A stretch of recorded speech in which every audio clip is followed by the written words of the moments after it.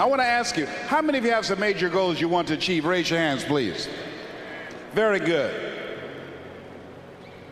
I want to ask you another question. How many of you know if you had your life to live over again, you can do more than what you've done thus far? Raise your hands. Very good.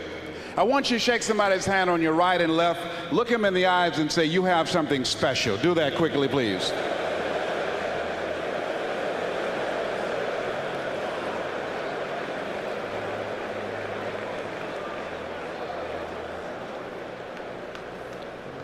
I said that not to be kind to you, not to be courteous. I said that because it's true. You have something special. You have greatness within you.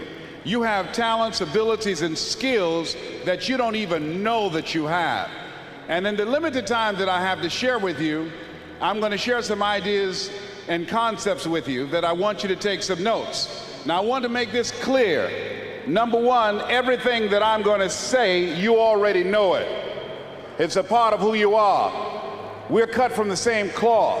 You wouldn't be here. You wouldn't have invested your money, your time, and your energy to be in this place, to be a part of this Manpower Conference, if what we talk about with you at this particular time did not represent a part of who you are, your consciousness and your value system and your philosophy of life.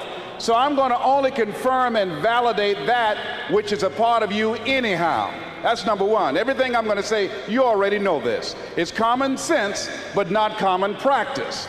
Second thing is, everything I'm going to say, you heard it before. Bishop Jakes is not only a great preacher and visionary and lecturer, but he's a great motivator, a great strategist. He provides concepts to help people to deal with the whole person, spiritually, mentally, economically, our communities, every area of our lives. Last night when I saw the ministry that was going on in the prisons, thought about the scripture that says, the least that you do unto these, my children, you do it also unto me. That kind of vision, that kind of commitment, that kind of stand that is taken with his life in a historical context. One day when historians look back on this age, they will see the imprint and the impact that he's made. The next thing is not only that you already know what I'm going to share with you, and you've heard it before from Bishop Jakes and many other great speakers. Everything I'm going to say, I don't want you to agree with me, and I don't want you to believe me. That's not important. I'm going to share with you some ideas and concepts that's made a difference in my life. I want you to think about something that you want to create in your life experience right now. Some goal that you want. Some spiritual goal that you'd like to achieve. Some contribution you'd like to leave to humanity. Horace Mann said we should be ashamed to die until we've made some major contribution to humankind. I want you to think about some major goal that you'd like to achieve. Think about it right now. Something that's important to you. My first major goal was to buy my mother a home. That's something I wanted to do. That was important to me. I'm one of 7 children my mother adopted. I was born in a poor section of Miami, Florida called Liberty City. I was born in an abandoned building on a floor with a twin brother. When we were 6 weeks of age, we were adopted. When I was in the 5th grade, I was identified as EMR, labeled educable mentally retarded. Put back from the 5th grade into the 4th grade. I failed again when I was in the 8th grade.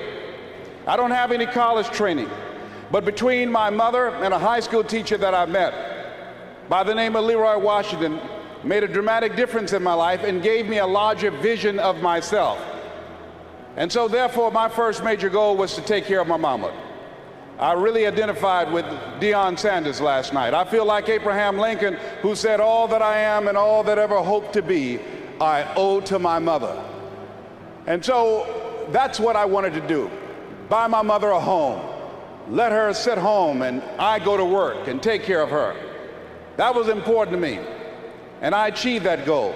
My mother passed 3 years ago from breast cancer. My goal now is to raise millions of dollars for breast cancer research. My goal now is to alert men over 40 to get their prostate examination. Last year I was diagnosed with prostate cancer and given a very limited prognosis. One of the things I strongly believe, when we gave you a handout indicating that, doctors should never tell a person that they are terminally ill. What they should say, my knowledge and my ability has terminated. Now you need to go someplace else and get some help.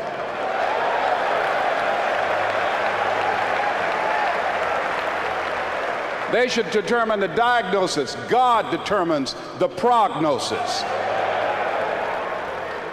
So every man here, if you're 40 years old, go get your prostate examination. Go get your PSA test, which is a blood test. Go get your digital rectal examination. I assure you, it is not a pleasant experience. It's not something you look forward to doing. But go do what you got to do anyhow.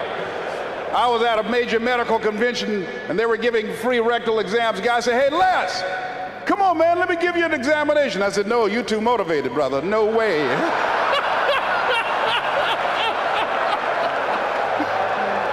No, you can't come up in here. No. How do you get motivated to do that? You know what I'm talking about? No. 58% of men don't go get the test till you're showing the symptoms. It is the #1 killer of men. It's serious. And so, therefore, I'm telling you, part of my mission is to alert you. I came up during a time, we believe what you don't know can't hurt you. What you don't know. I want to ask you, how many of you have some major goals you want to achieve? Raise your hands, please. Very good. I want to ask you another question. How many of you know if you had your life to live over again, you can do more than what you've done thus far? Raise your hands. Very good. I want you to shake somebody's hand on your right and left, look him in the eyes and say, "You have something special." Do that quickly, please.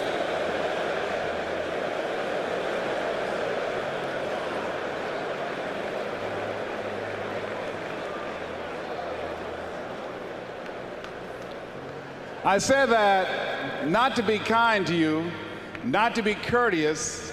I said that because it's true. You have something special. You have greatness within you. You have talents, abilities, and skills that you don't even know that you have. And in the limited time that I have to share with you, I'm going to share some ideas and concepts with you that I want you to take some notes. Now, I want to make this clear. #1, everything that I'm going to say, you already know it. It's a part of who you are.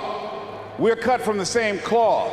You wouldn't be here. You wouldn't have invested your money, your time, and your energy to be in this place, to be a part of this Manpower Conference, if what we talk about with you at this particular time did not represent a part of who you are, your consciousness and your value system and your philosophy of life. So I'm going to only confirm and validate that which is a part of you anyhow. That's #1. Everything I'm going to say, you already know this. It's common sense, but not common practice. Second thing is, everything I'm going to say, you've heard it before. Bishop Jakes is not only a great preacher and visionary and lecturer, but he's a great motivator, a great strategist. He provides concepts to help people to deal with the whole person, spiritually, mentally, economically, our communities, every area of our lives. Last night when I saw the ministry that was going on in the prisons, thought about the scripture that says, "The least that you do unto these, my children, you do it also unto me." That kind of vision, that kind of commitment, that kind of stand that is taken with his life in a historical context. One day when historians look back on this age, they will see the imprint and the impact that he's made. The next thing is not only that you already know what I'm going to share with you, and you've heard it before from Bishop Jakes and many other great speakers. Everything I'm going to say, I don't want you to agree with me, and I don't want you to believe me. That's not important. I'm going to share with you some ideas and concepts that's made a difference in my life. I want you to think about something that you want to create in your life experience right now. Some goal that you want. Some spiritual goal that you'd like to achieve. Some contribution you'd like to leave to humanity. Horace Mann said we should be ashamed to die until we've made some major contribution to humankind. Why don't you think about some major goal that you'd like to achieve? Think about it right now. Something that's important to you. My first major goal was to buy my mother a home. That's something I wanted to do. That was important to me. I'm one of 7 children my mother adopted. I was born in a poor section of Miami, Florida called Liberty City. I was born in an abandoned building on a floor with a twin brother. When we were 6 weeks of age, we were adopted. When I was in the 5th grade, I was identified as EMR, labeled educable mentally retarded. Put back from the 5th grade into the 4th grade. I failed again when I was in the 8th grade. I don't have any college training. But between my mother and a high school teacher that I met by the name of Leroy Washington made a dramatic difference in my life and gave me a larger vision of myself. And so therefore my first major goal was to take care of my mama. I really identified with Deion Sanders last night. I feel like Abraham Lincoln, who said, all that I am and all that ever hope to be, I owe to my mother.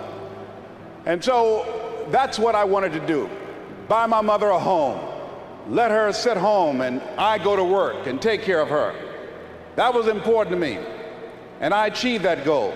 My mother passed 3 years ago from breast cancer. My goal now is to raise millions of dollars for breast cancer research. My goal now is to alert men over 40 to get their prostate examination. Last year I was diagnosed with prostate cancer and given a very limited prognosis.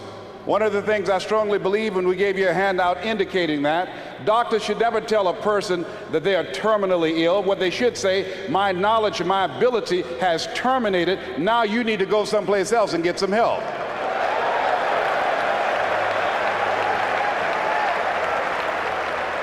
They should determine the diagnosis. God determines the prognosis. So every man here, if you're 40 years old, go get your prostate examination. Go get your PSA test, which is a blood test. Go get your digital rectal examination. I assure you, it is not a pleasant experience. It's not something you look forward to doing. But go do what you gotta do anyhow. I was at a major medical convention and they were giving free rectal exams. The guy said, hey, Les, come on, man, let me give you an examination. I said, no, you're too motivated, brother. No way.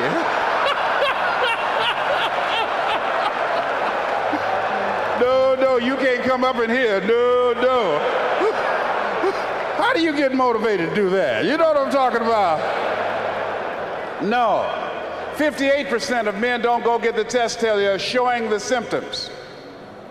It is the #1 killer of men. It's serious. And so, therefore, I'm telling you, part of my mission is to alert you. I came up during a time, we believe what you don't know can't hurt you. What you don't know can kill you. Go get your examination and encourage your brothers and your uncles and your friends to do the same thing so we can reduce the number of men that will die from prostate cancer over the next year, over 40,000. We can reduce that number by early detection. Now, the other goal I have is training and developing speakers. I don't travel like I used to since I've been given this health opportunity. Remember something that T.D. Jakes said? He said, if you got a problem that man could solve, you ain't got no problem. I mean, truer words could not have been spoken. When I was diagnosed with prostate cancer, I'm telling you, I started talking to Jesus more than I ever talked before. I increased my tithes by 30%. I was trying to cut a deal. I said, Lord, if you save me, let me tell you, you think Paul worked for you, just save me. In fact, I'm trying to get him to move it someplace else, put it in my toe, anywhere, not here, Lord. Oh my goodness.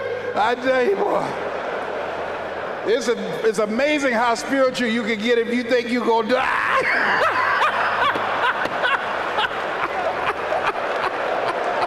Oh, my Lord. Yes, sir. I'm telling you the truth. I used to pray so hard I got shaved. I went through so much in 1997. It was unbelievable. Went through that and then also filed for divorce from someone that I love very much. I thought we were the perfect couple, and I thought we would be together for the rest of our lives.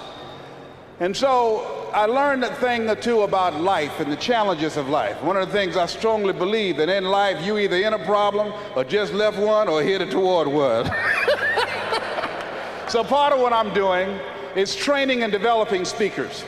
I have a gift in that area, helping a person find their message and how to use their life example to craft an experience, a special moment for an audience to transform their lives and teach them methods and techniques how to reinvent themselves. Training and duplicating myself through men and women and young people, because I believe that we live in the greatest country on the planet that gives us an opportunity to make a difference in other people's lives.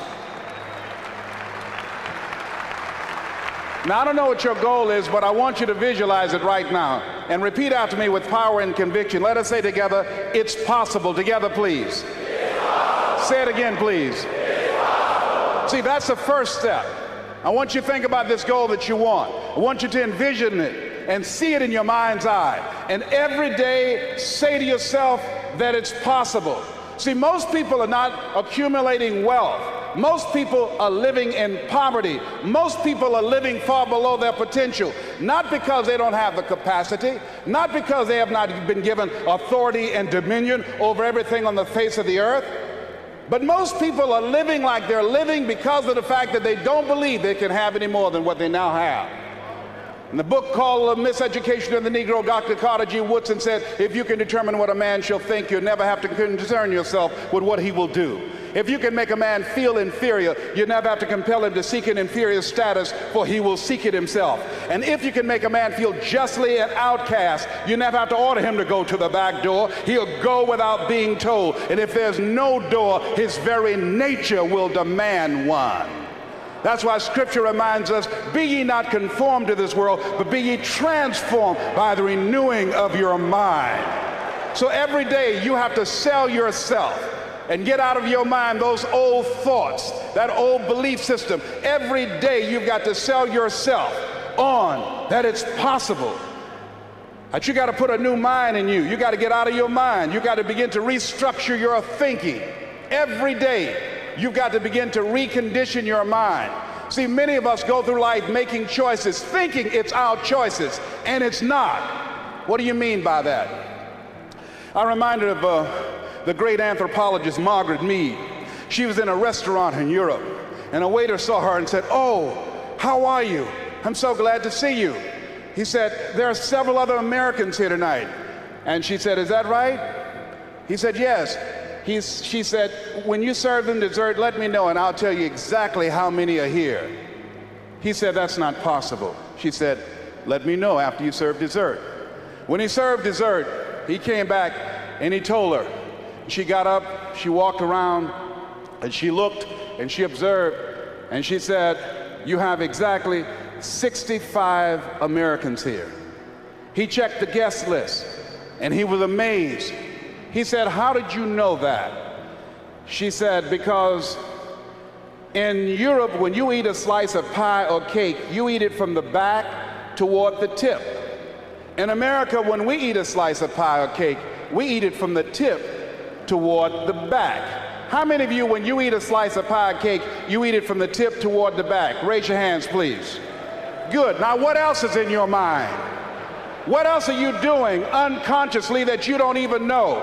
I'm going to say something and I want you to answer it after it. I want you to end it for me. Winston tastes good like what? How many of you don't even smoke Winston but know it? Raise your hands, please. Now, that commercial been off the air for 30 years. 30 years. See, let me share something with you. The easiest thing I've ever done was to earn $1 million. The most difficult thing I've ever done was to believe it could happen to me. That was the most difficult part, to believe that given my circumstances, if my birth parents came down this aisle right now, I would not know either one if my daddy came up here or my mother came up here. Given the fact that I was born in an abandoned building on a floor, being labeled educable, mentally retarded, not having any college training, I used to feel all my life that people who had college degrees were more intelligent than me.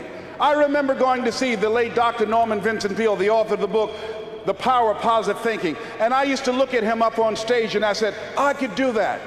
I would love to talk to people. I love to talk to people. And I said, I could do that. But then when I started going back to my car, my mental conditioning activated itself, and it said, Les Brown, you can't do that. You don't have a college education. Les Brown, you can't do that. You don't have the training. You've never worked for a major corporation. You can't do that. What makes you think you can earn $5, $10, $15, $20,000 in an hour? You don't earn that now working for 2 or 3 months. What makes you think that you can speak for AT&T, Procter & Gamble, McDonald's Corporation, General Electric? These are clients I have now. You've never even worked for them. How many of you ever thought about something you wanted to do and you talk yourself out of it? Raise your hand if you know what I'm talking about. That inner conversation is what's going to haunt you after standing here and saying, I can do all things through Christ who strengthens me. After saying that again and again, we are more than conquerors. That inner conversation will cause you, when you leave here, to go back leading a life of mediocrity, leading a life of unproductivity, leading a life of poverty. So I'm going to share with you how to break out of that.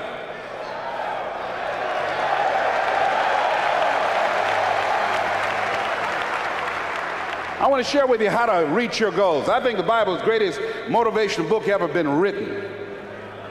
Now I want you to repeat after me, please. We got to recondition our minds first. Let us say together, good things are supposed to happen to me. Yeah, write that down. I want you to say that to yourself every day. See, we live in a world where we believe that bad things are supposed to happen to us.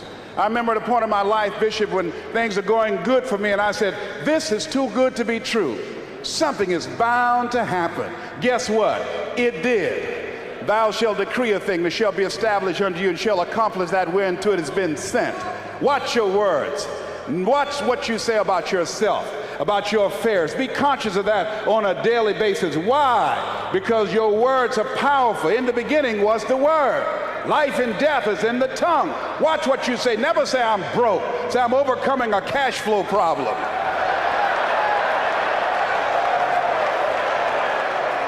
Claim what you want, not what you don't want. So affirm, good things are supposed to happen to me, and begin to believe that. Begin to expect that. Now, I was talking to my oldest son, Calvin. We were going for a walk. And I said, Calvin, do you want to be successful? He said, yes, sir, Dad. It's okay. We kept on walking. Then I stopped and I looked him in the eyes. It's my namesake, my junior. I said, Calvin, we're looking at each other eye to eye now. Do you expect to be successful? Given the fact that you are a single parent of 2 kids, given the fact that you decided not to go to college to further your education, given the fact that you are very talented, but you're behind on your dreams and your bills, do you expect, based upon your performance, based upon what you produce at this point in time in your life, do you expect to be successful? And Calvin got quiet. Because see, if you ask most people at the Manpower Conference, do you want to be successful? Do you want to live a life of productivity? Do you want to live a life of contribution? Do you want to be a better father? Do you want to have your own business? Are there dreams you want? Everybody will say yes. But see, want shows up in conversation. Expectation shows up in behavior. See, I can tell what you expect by what you do. That's why the Bible says, judge a tree by the fruit it bears, not the fruit that it wants, not the fruit that it talks about, not the fruit that it claims, but by what you are doing.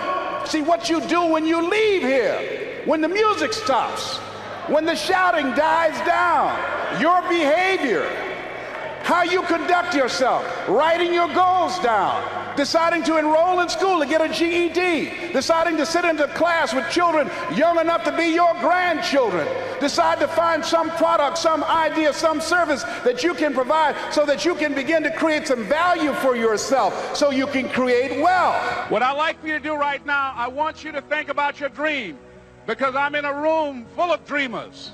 Think about your dream right now. I want you to think about it and envision it. Now, ladies and gentlemen, let me share something with you. I do not believe that any of us have dreams that were not given to us for the purpose of accomplishing those particular dreams. And I want to share something with you that has changed my life. I started out, as was indicated by Jack.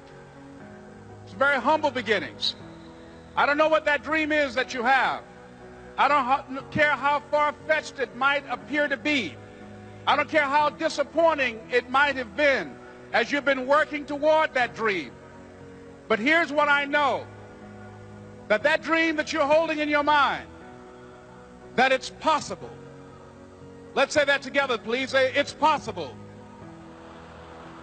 See, sometimes we can't say, I can do that. But what we can say, that it's possible that I can have my dream as we run toward it, as we work on it day in and day out. No one, ladies and gentlemen, could have convinced me when I started out just over 6 years ago working on my dream. And I want you to think about whatever your dream is, because I was willing to take a chance. And most people won't do that. Most of the people that you talk to try and bring them into the business, these are not risk takers. Most people have done all that they're ever going to do. They raise a family, they earn a living, and then they die. But people who are running toward their dreams, life has a special kind of meaning. And here's what I will share with you, that in the process of working on your dreams, you are going to incur a lot of disappointment, a lot of failure, a lot of pain, a lot of setbacks, a lot of defeats. But in the process of doing that, you will discover some things about yourself that you don't know right now. What you will realize is that you have greatness within you. What you'll realize is that you're more powerful than you can ever begin to imagine. What you will realize is that you're greater than your circumstances, that you don't have to go through life being a victim. As Jack indicated, I was born in Mamie, Florida, in an area called Liberty City, in an abandoned building on a hard linoleum floor with my twin brother. We were 6 weeks of age. We were adopted. When I was in 5th grade, I was identified as EMR, labeled educable, mentally retarded, put back from the 5th grade into the 4th grade, and stayed in that category until I got out of high school. I don't have any college training, but I met a high school teacher who one day changed my life. I was waiting on another student, and when he came in, he said to me, young man, go to the board and write what I'm about to tell you. And I said, I can't do that, sir. And he said, why not? I said, I'm not one of your students.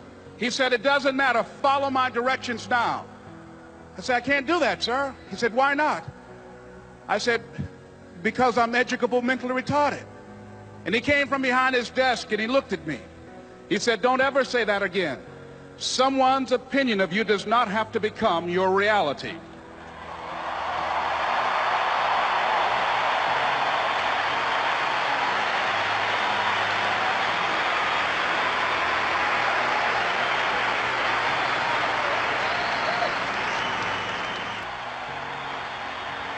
Your dream is possible. But not only is it important that you believe and begin to know that it's possible for you to live your dream as you run toward it, but I've done something that I want to share with you called choosing your future. In fact, I've developed a set of tapes talking about how to begin to create your own reality by choosing your future. And not only is it important for you to know it's possible for you to choose your future, but it's necessary that you work on yourself, that you develop yourself. It's necessary that you get the energy drainers out of your life, people who don't want anything. It's necessary to know that everybody won't see it, that everybody won't join you, that everybody won't have the vision. It's necessary to know that a lot of people like to complain, but they don't want to do anything about their situation, that you are an uncommon breed. You know, you have to know within yourself that I can do this. Even if no one else sees it for me, I must see it for myself. That's necessary.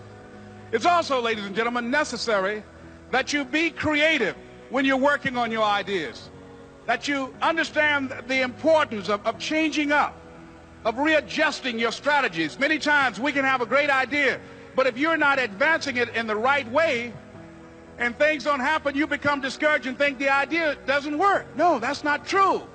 It's necessary that we become creative. I remember when I was in New York walking down the street, and a guy approached me and said, "Hey, mister, can I shine your shoes?" And I said, "No, I'm in a hurry. I don't have time." I kept walking. Someone else said, "Hey, man, your shoes look clutty. May I shine your shoes?" I said, "No, I don't have time. I'm sorry, I'm busy." And I was walking fast, and many people solicited me for my business. And then finally, a young man stepped in front of me, and he said, "Excuse me."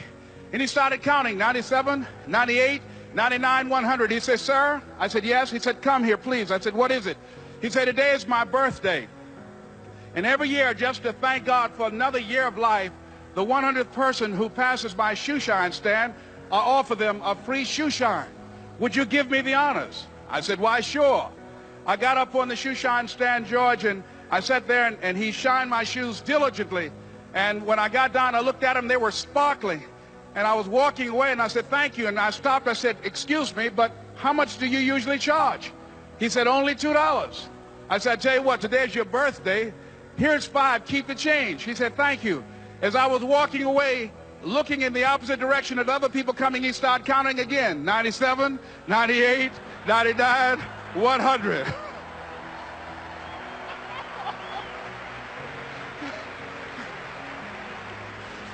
It's necessary that you be flexible, that you are always thinking of how can I improve this better. This is a customer-driven economy. It's necessary for you to always explore various ways in which you can improve the quality of service that you're providing for the people in your organization.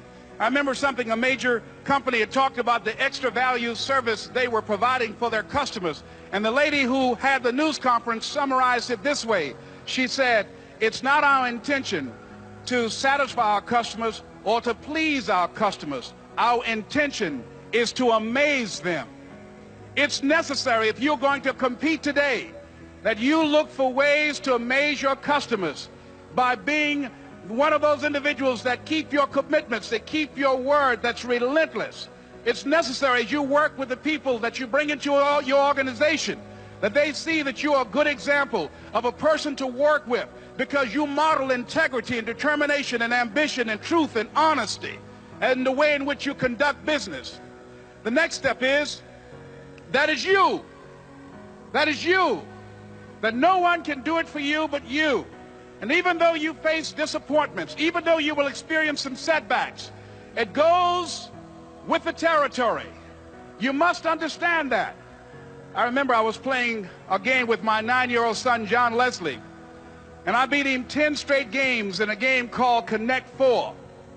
And finally, I said, "John Leslie, I'm bored. I don't want to play you anymore." And I got up. I said, "I'm ready to go to sleep now."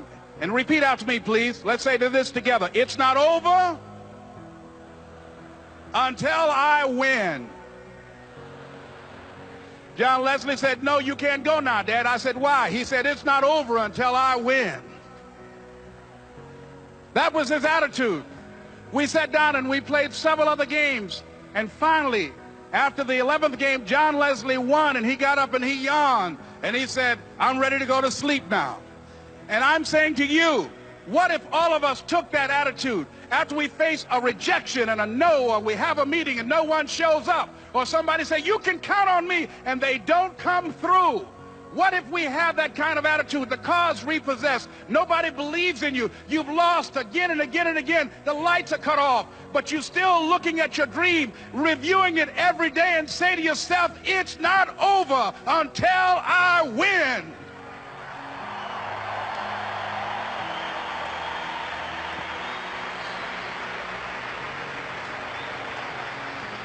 Life will yield to you.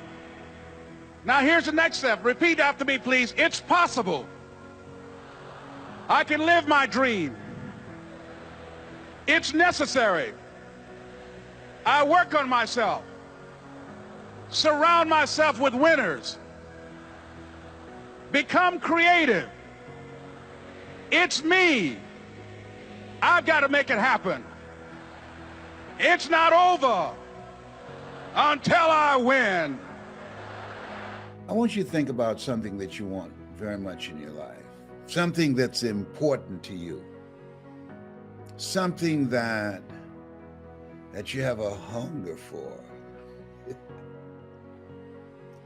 Those of you that know me, have been following me and know my story, you know my story because I've been telling my story. That I was born in an abandoned building in a poor section of Miami, Florida called Liberty City with a twin brother. And that's Wesley on the right, that's me on the left, and that's Mrs. Mamie Brown. I always say God took me out of my biological mother's womb and placed me in the heart of my adopted mother. And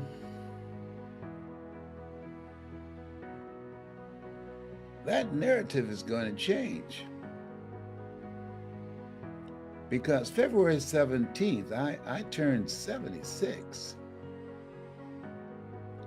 And something happened. I began to look at and reflect on my life. Here's Wesley and I, raised in poverty, starting out from nothing. And I want you to listen to me closely. You have something special. You have seeds of greatness in you. But those seeds will not manifest until you take time for self-reflection, to invest in yourself, to cultivate them so they can grow and expand and manifest itself in your life so that you can live a life of greatness. So Wesley and I, starting out with nothing. Two of us there eating sugar cane. Poor section of Miami, Florida called Liberty City. Wesley and I. And so for the past 52 years, I was telling the story about this lady who she met my birth mother. And they had a moment where she had to determine. Several people came to this place where she was, and she talked to them shortly, and then looked at my godfather, he said, and said, no, that's not the one. But when she met a person named Dorothy Bell Rucker, she told my godfather, this is the one. They talked for a little while, and she handed Wesley and I over to her. Now keep in mind, I said to you, you have seeds of greatness in you. So I never knew my birth mother. But there's something in you and in me. We're the children of the ones that would not die. Stony the road we trod, bitter the chastening rod, felt in the days when hope unborn had died, yet with a steady beat have not our weary feet come to the place for which our fathers sighed. We've come over a way that with tears have been watered. We've come treading a path through the blood of the slaughtered. And so, I want you to follow me.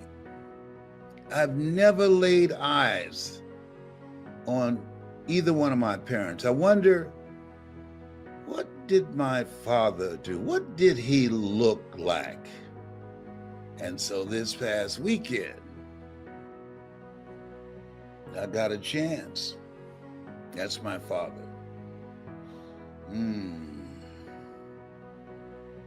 Oliver Randolph, out of Gainesville, Georgia. They said he was a sharp dresser, handsome guy, ladies' man. Now I know where I got that from.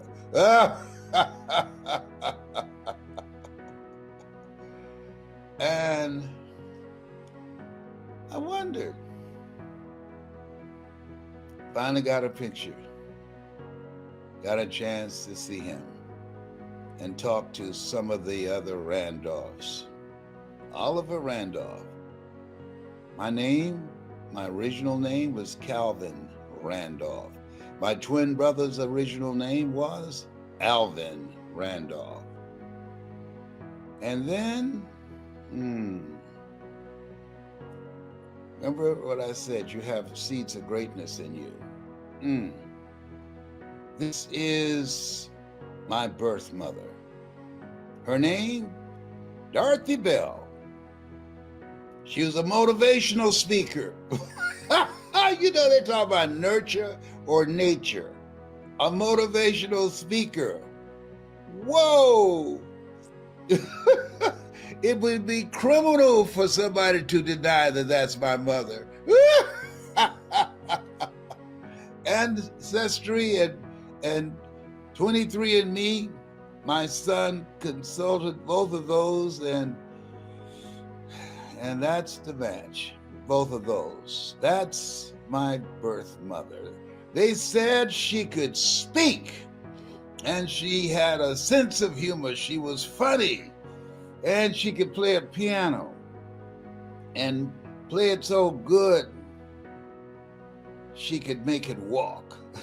She played by ear, and she wrote poems, and she was a teacher. And this is my grandmother. That's Dorothy Bell Rucker. And this is Beulah Rucker, her mother, my grandmother. And I read an article. Now, mind you, my book is entitled, my latest book, You Gotta Be Hungry. That's been my whole career, how I became a disc jockey. You gotta be hungry. Those of you who know me, you know me by that. You gotta be hungry. It said that Beulah Rucker was hungry to learn. Hungry to learn, so hungry, she taught herself the alphabets and how to read from newspaper that was used on the wall to keep the cold winter air out in Gainesville, Florida. She was driven, unstoppable. Went to college and had no money. Who does that? Somebody that's hungry to learn. And they asked her for money. She held her hands out and said, "These two hands can work." And the head of the school turned her away. And she came back and said, as she looked at him, "These two hands can work." Now, if somebody tell you, come on, give me a break. Next, you gonna show up again? She was hungry to learn. These two hands can work. This time, he relented. This time, he let her in. This time, he gave her chores to do. She milked cows, and she worked for other teachers and did whatever work that was available for them so she can get an education. And she graduated with honors. And she started a school, only school in Gainesville for Black kids, teaching them a variety of professional skills. And she was so good, the community honored her. She did it for 40 years. And they honored her by turning the school into a museum. People just go to Gainesville, Georgia to see this place that my grandmother, who was a motivational speaker, who's the force to be reckoned with. Mm. Mm. Boy, she's quite a woman. Wow. I've been looking at her.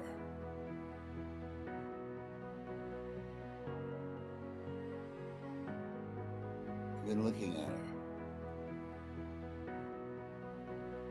I've been thinking about her determination, her hunger to learn.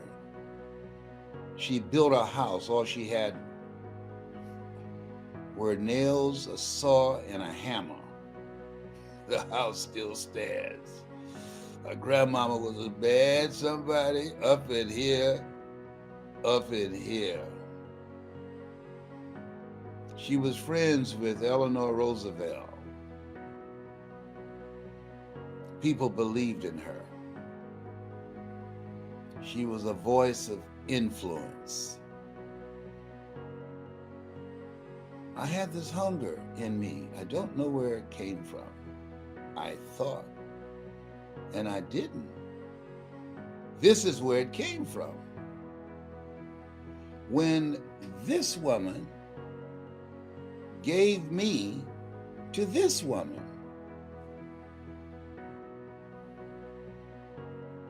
Millions of people's lives changed around the world because this woman gave me to this woman, Mrs. Mamie Brown. Dorothy Bell Rucker. Mrs. Mamie Brown said, "That's the one. That's the one."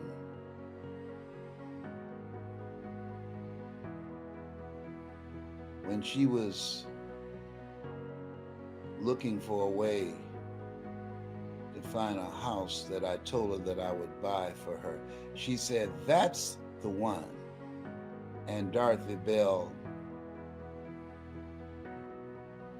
Rucker said when she met Mamie Brown, "That's the one I want to give my boys to. That's the one."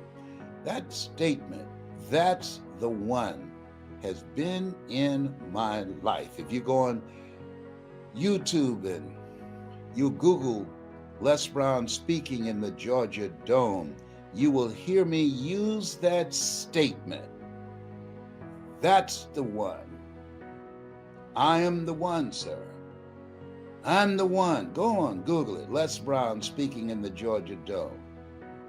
That's Beulah Rucker's grandson. And Dorothy Bell Rucker's son.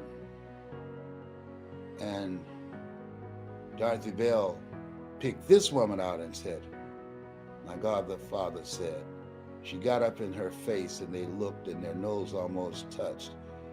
And she backed away just a little bit and said, "Give me my boys, Mr. Moss," and put us in the arms of Mamie Brown.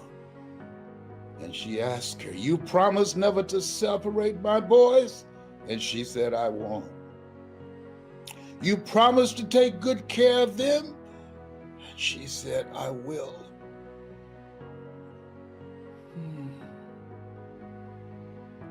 He got real close and looked in Mamie Brown's eyes and looked at Mr. Moss and said, "That's the one." Mamie Brown only had a third grade education, but my grandmother was educated, and Beulah Rucker, and my mother, Dorothy Bell, was educated and became a teacher. And so Mamie Brown took me through this. Oh, but there was something in me that poverty couldn't contain. Come on, somebody.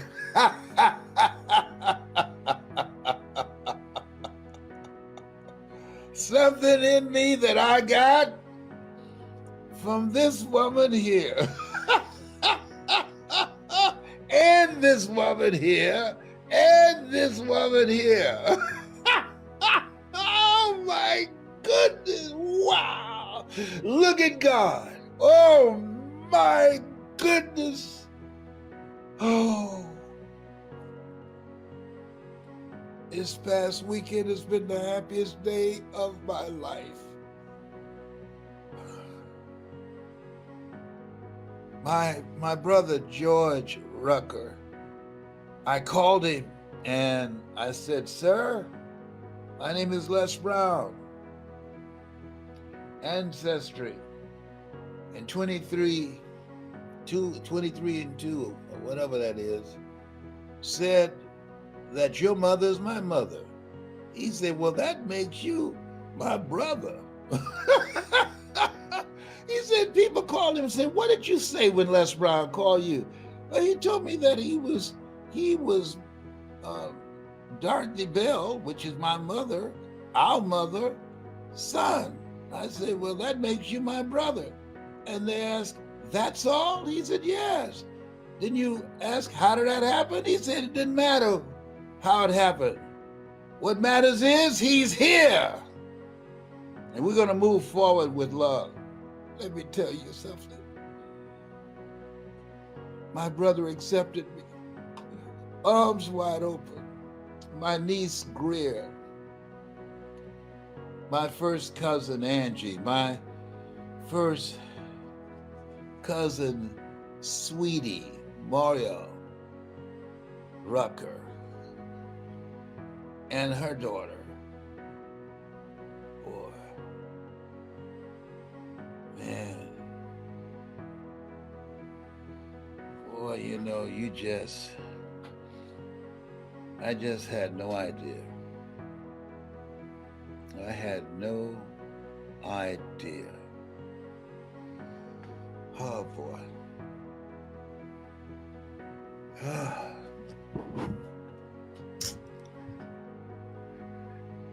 Had no idea.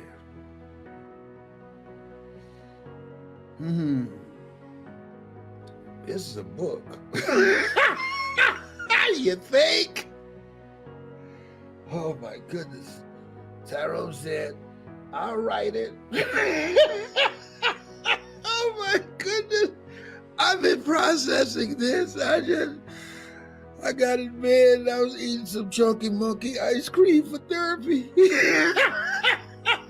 Oh my goodness. Oh my goodness, I had to stop. My blood sugar level went up sky high. Oh my goodness. Oh. Mind-blowing possibilities. Let me share this with you. You remember Mustafa, you are more than that which you have become. The seed in me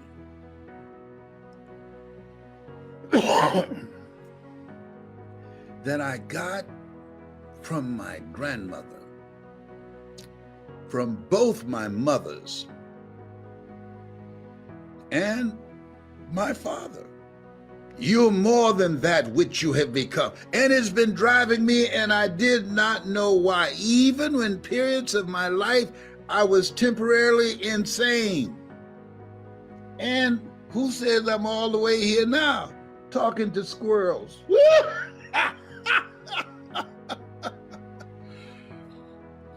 Oh boy.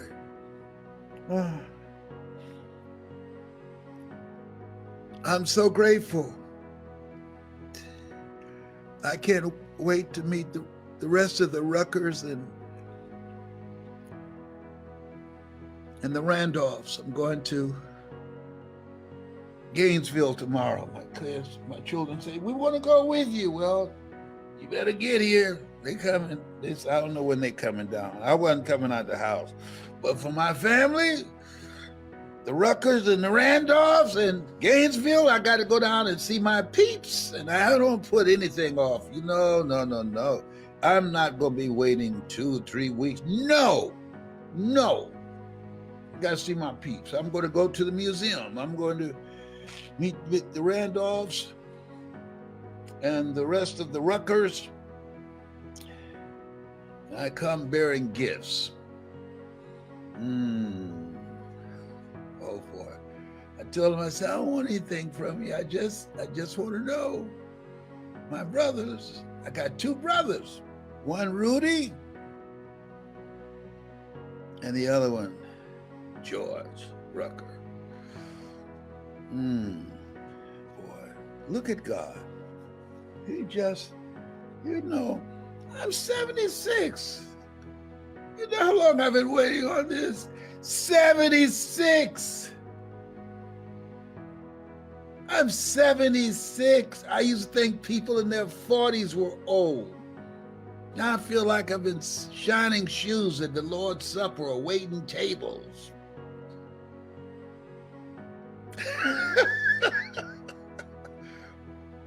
Where's that Randolph boy? He's around here somewhere.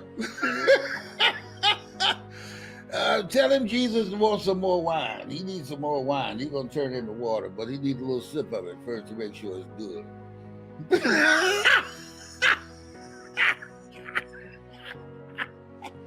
Come on, man. You got issues.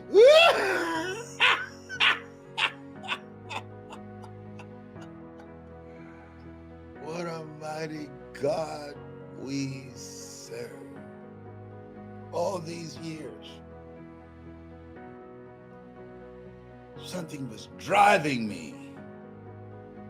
Something I got from three people. Oh boy. I'm so thankful. I thank those of you who've been praying for me. Don't stop. Those prayers are working and they are needed. I need prayer. Okay, I need it. You know I do. You know I need it. You know I do. Oh boy, so now I'm Mamie Brown's baby boy. And I am, I got another closing now.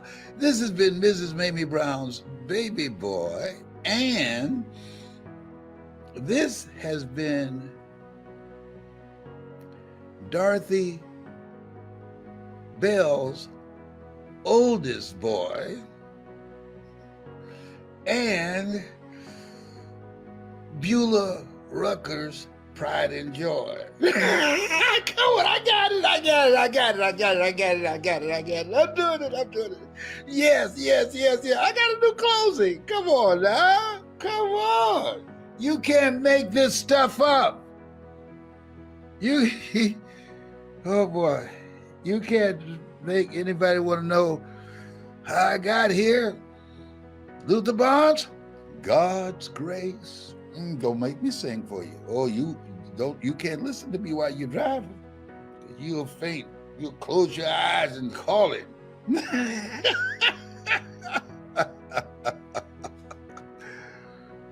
Oh boy.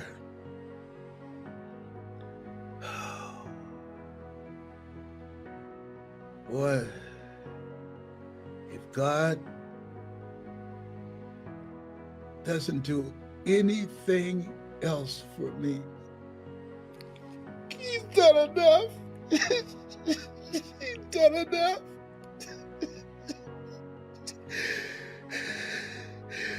If He doesn't do anything else for me, He's done enough. Thank you, Lord.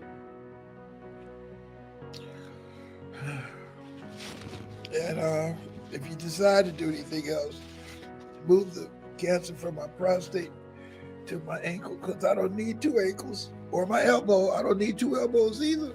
In fact, I don't even need two knees. Just take one of my knees, or just move it there, move the cancer there, okay? No, he didn't go there. He's got issues. They said Dorothy Bell was funny. She could have been a comedian. My mother could have been a comedian.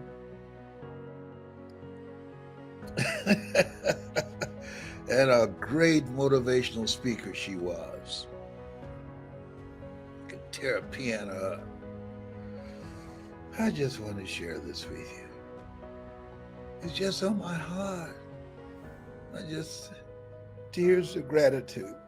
Lord, if you don't do anything else for me, you've done enough. You've done enough. And I thank you. I thank you. I thank you.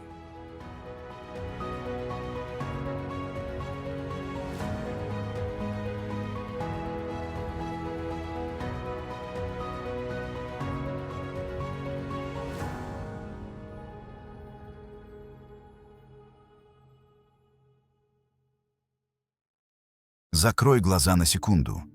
Слышишь тишину? Это последние мгновения твоей старой жизни. Через 2 часа ты будешь другим человеком. Не метафорически. Буквально.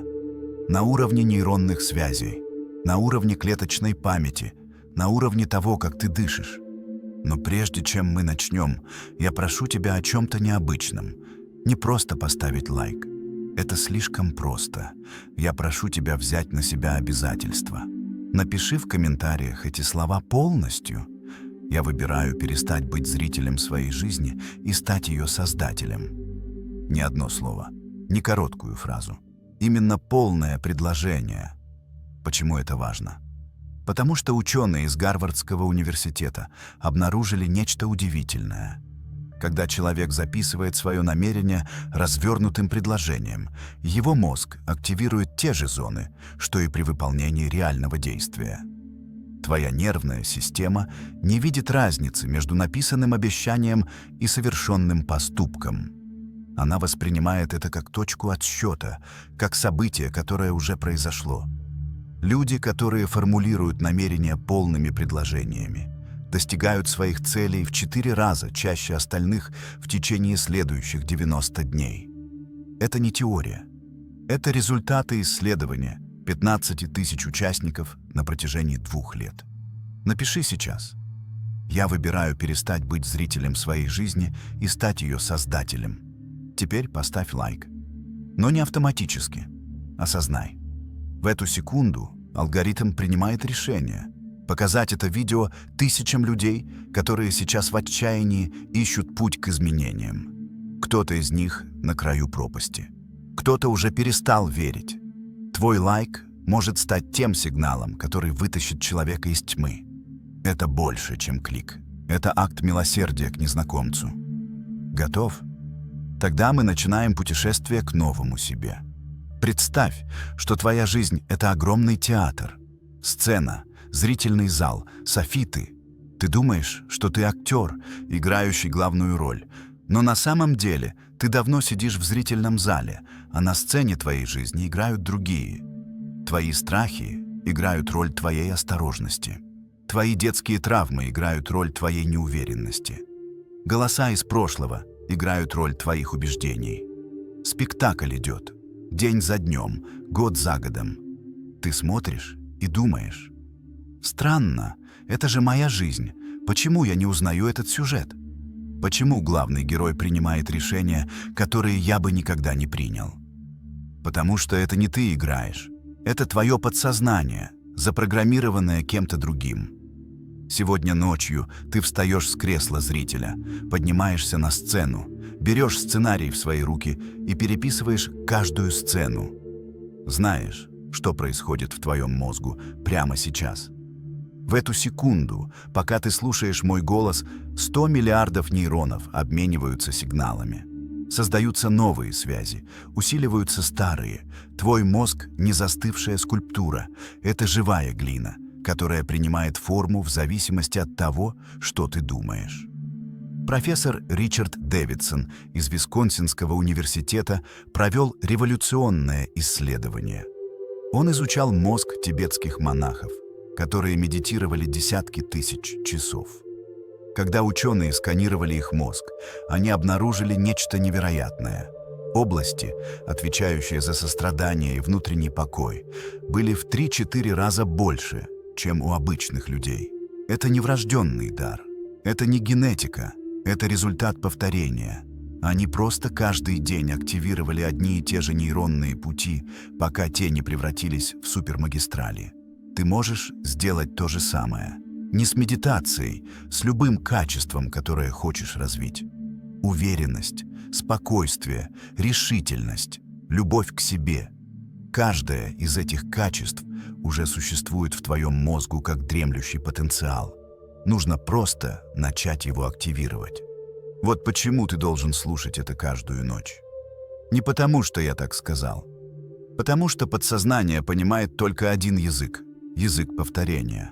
1 раз – это интересная идея. 10 раз – это новая нейронная тропинка. 30 дней подряд – это новая личность. Ты пришел сюда не случайно. Алгоритм не случайно показал тебе это видео именно сегодня. Твоя душа знает – время пришло.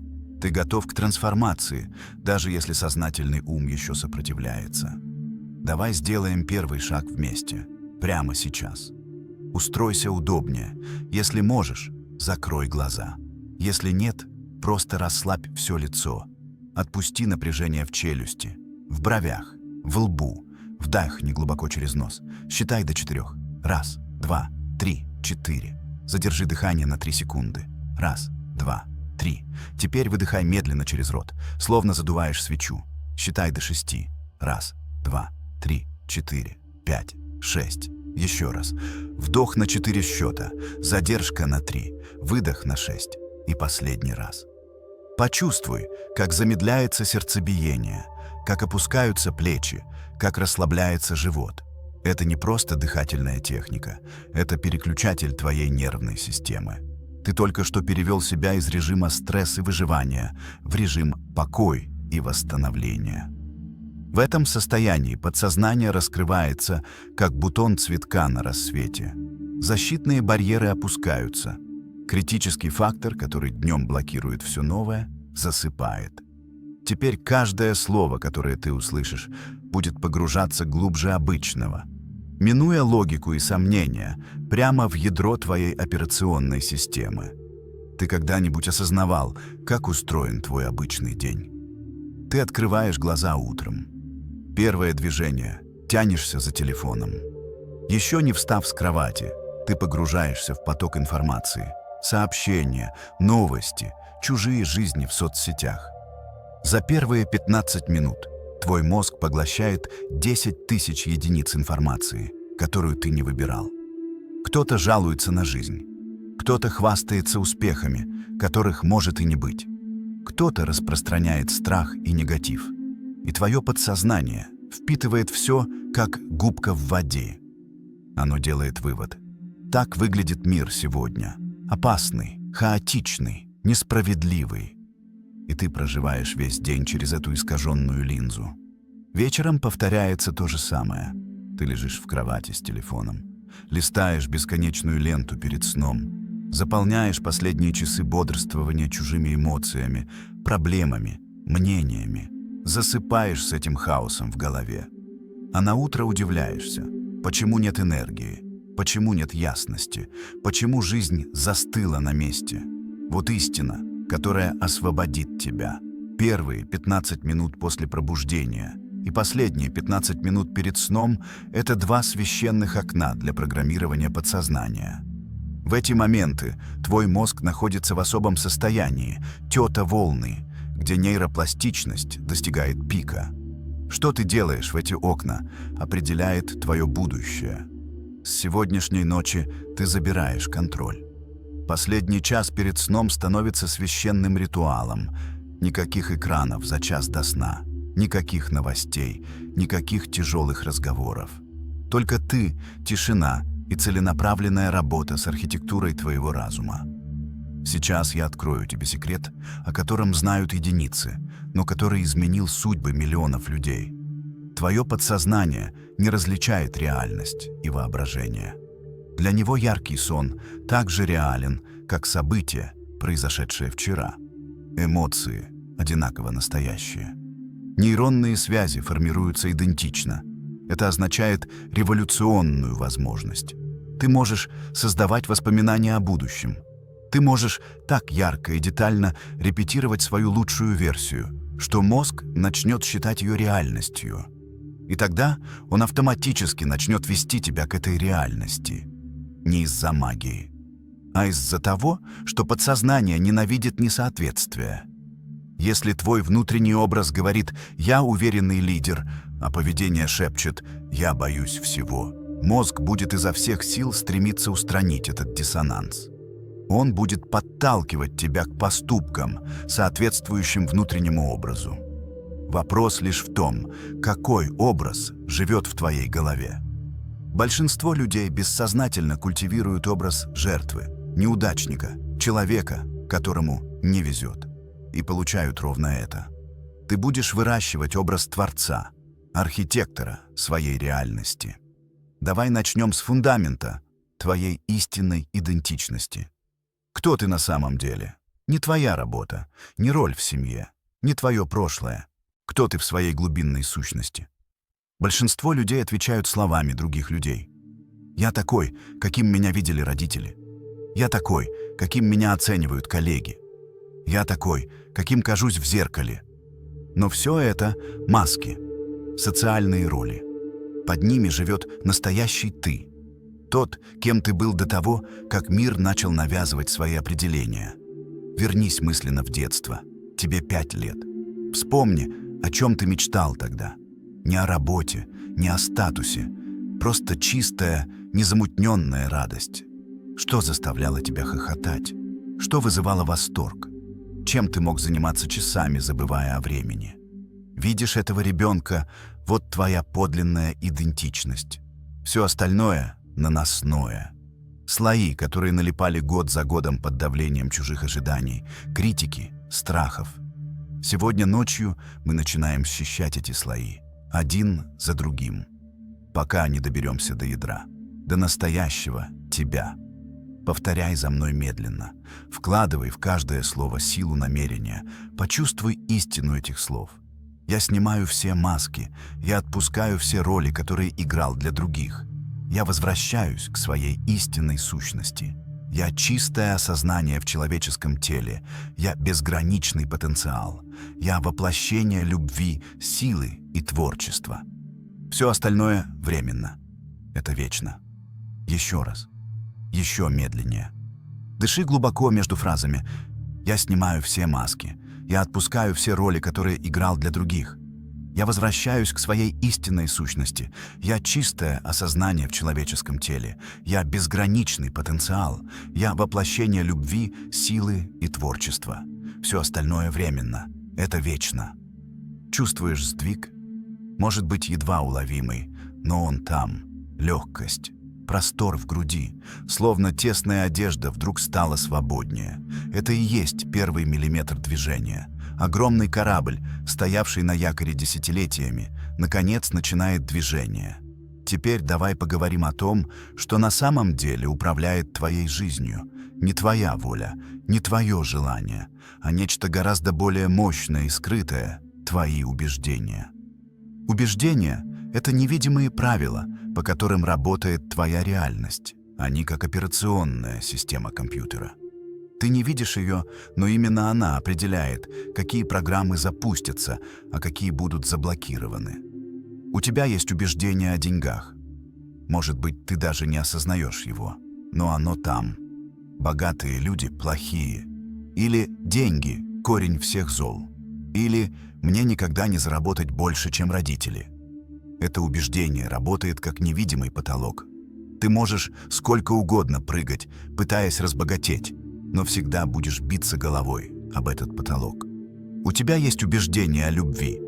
Все хорошие уже заняты. Или «я недостаточно привлекателен». Или «любовь всегда заканчивается болью». И с этим убеждением ты можешь встретить идеального человека и все равно найдешь способ все испортить. Потому что подсознание будет саботировать, чтобы доказать: «Видишь, я же говорила». У тебя есть убеждение о себе, самое важное из всех. Я недостаточно хорош. или «успех не для таких, как я», или «мне всегда не везет». И это убеждение окрашивает всю твою жизнь в серый цвет. Откуда взялись эти убеждения? Ты их не выбирал. Они пришли извне. От родителей, которые повторяли одно и то же. От учителей, которые сравнивали тебя с другими. От общества, которое вдалбливало свои правила. От твоего первого болезненного опыта, когда ты сделал вывод, вот как устроен мир. Но вот что большинство людей не понимают. Убеждения — это не истина. Это просто мысли, которые ты повторял так часто, что они стали казаться правдой. Это привычки мышления. И как любую привычку, их можно изменить. Сегодня ночью мы начинаем великую замену. Мы берем каждое токсичное убеждение и заменяем его на расширяющее. Представь, что внутри твоего разума находится огромная библиотека. Миллионы томов на полках. Каждая книга — это убеждение. Некоторые книги ты выбрал сам, но большинство тебе подсунули другие, а ты просто взял и поставил на полку, не задумываясь о содержании. Есть там книга «Я недостоин успеха». Ее написал родитель, который сам в это верил. Есть книга «Деньги – это зло». Ее передавали из поколения в поколение в бедной семье. Есть книга «Любовь причиняет боль». Ее ты написал сам после первого разбитого сердца. И ты читаешь эти книги каждый день, даже не осознавая этого. Они диктуют твои решения, твои страхи, твои границы. Но прямо сейчас мы устраиваем генеральную уборку в библиотеке. Видишь, в центре зала большой камин. Огонь горит ярко. Подойди к полке, возьми книгу «Я не могу». Посмотри на нее. Сколько лет она отравляла твою жизнь. Теперь брось ее в огонь. Смотри, как страницы сворачиваются, как чернила исчезают. Пепел. Ничего не осталось. Возьми следующую. Это слишком сложно для меня. В огонь. Смотри, как она горит. Я не заслуживаю счастья. Пламя, дым, пепел. Люди меня осудят. Гори. Я слишком стар, чтобы меняться. Исчезни. Чувствуешь освобождение, легкость. Это не метафора. Когда ты визуализируешь разрушение старого убеждения, нейронные связи, которые его поддерживали, ослабевают. Буквально. Физически. Теперь полки пусты. Пора заполнить их новыми книгами. Книгами, которые ты выбираешь сознательно. Книгами силы. Первая новая книга называется «Я – творец своей реальности». Открой ее. Прочитай первую страницу. Я не жертва обстоятельств. Я не продукт прошлого. Каждое мое решение создает будущее. Каждая мысль – это семя. И я выбираю сажать только семена силы, изобилия и любви. Моя жизнь – это отражение моего внутреннего мира. Я меняю внутренний мир, меняется внешний. Поставь эту книгу на самое видное место. На уровне глаз. Вторая книга. Страх указывает путь к росту. Открываешь. Все, чего я боюсь, находится на другой стороне моей зоны комфорта. Каждый раз, когда я действую вопреки страху, я расширяю территорию своей силы. Страх – это не сигнал остановиться. Это сигнал, что я иду в правильном направлении. Там, где страх, там и моя следующая версия. На полку рядом с первой. Третья книга. Я достоин любви и изобилия. Страницы сияют золотым светом. Моя ценность не зависит от достижений. Я ценен просто потому, что существую. И чем больше я это признаю, тем больше мир отражает это признание обратно. Изобилие – мое естественное состояние, любовь – мое право по рождению. Я открываюсь для получения всех благословений жизни. Береги эту книгу. Она священна. Четвертое. Постоянство важнее таланта. Читаешь? Я не жду вдохновения. Я создаю импульс действиями. Каждый маленький шаг накапливается. Каждый день, прожитый с намерением, приближает меня к цели. Я не сдаюсь, потому что знаю, успех – это не вспышка гениальности. Это марафон дисциплины. Шаг за шагом я прихожу к любой вершине. Эта книга станет твоим компасом. Пятая книга. «Мое тело – мой храм». Внутри написано: Я уважаю свое тело. Я питаю его чистой пищей, движением, глубоким сном. Каждая клетка моего организма работает в совершенной гармонии. Я чувствую силу, здоровье, молодость. С каждым днем я становлюсь крепче, энергичнее, живее. Мое тело – это инструмент для реализации моих целей, и я забочусь о нем с любовью. Положи ее бережно на полку. Посмотри на свою новую библиотеку. Чувствуешь разницу? Это больше не склад чужого хлама. Это храм твоей личной силы. И каждую ночь без пропусков ты будешь приходить сюда.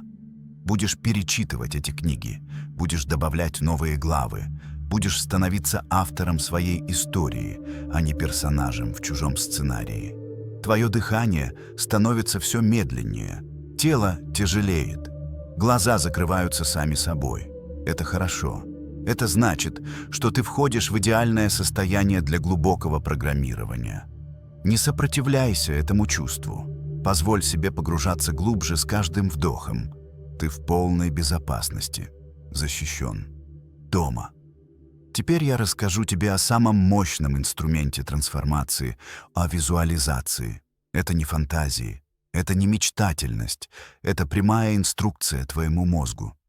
Когда ты визуализируешь действие достаточно ярко и детально, твой мозг активирует те же области, что и при реальном выполнении этого действия.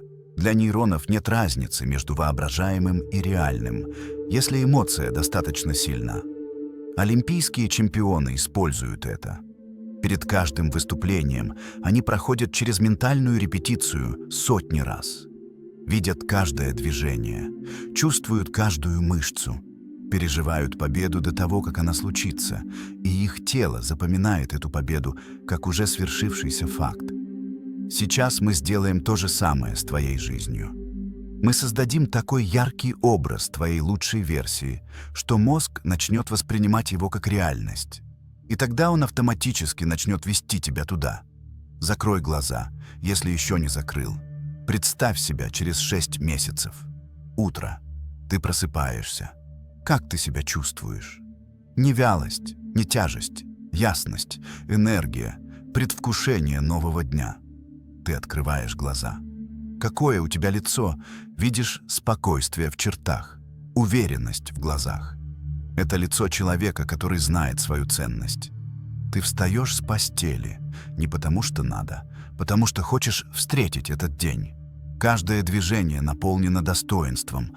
Ты идешь к зеркалу, смотришь на свое отражение. Кто смотрит на тебя оттуда? Человек, который прошел через трансформацию. Человек, у которого глаза горят внутренним огнем. Человек, который идет к своей цели, не оглядываясь на мнение других. Вглядись в эти глаза. Запомни их. Это ты, настоящий ты, тот, кем всегда был под слоями страха и сомнений. Ты одеваешься. Как ты двигаешься?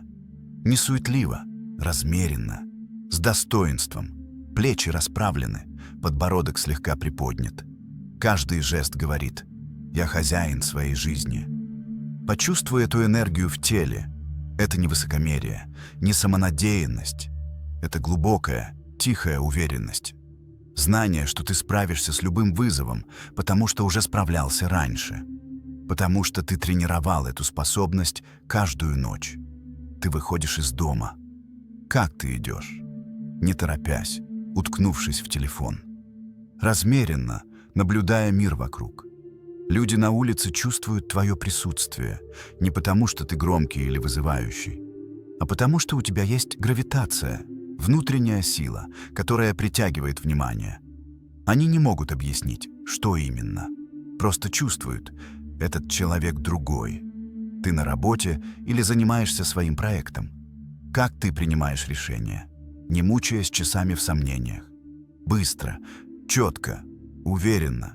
Ты доверяешь своей интуиции, потому что знаешь, даже если ошибешься, это не катастрофа. Это просто информация для корректировки курса. Кто-то пытается тебя критиковать. Как ты реагируешь? Не оправдываешься, не нападаешь в ответ. Просто спокойно слушаешь. Берешь то, что полезно, отпускаешь то, что идет от чужой боли. Чужое мнение больше не определяет твою реальность. Ты — центр своей вселенной. Ты — капитан своего корабля. День подходит к концу. Ты возвращаешься домой. Усталость? Да. Но здоровая усталость человека, который выложился полностью. Не истощение, не опустошение. Усталость мастера, который отдал миру все лучшее, что есть в нем сегодня. Ты сделал то, что запланировал. Ты держал слово перед собой.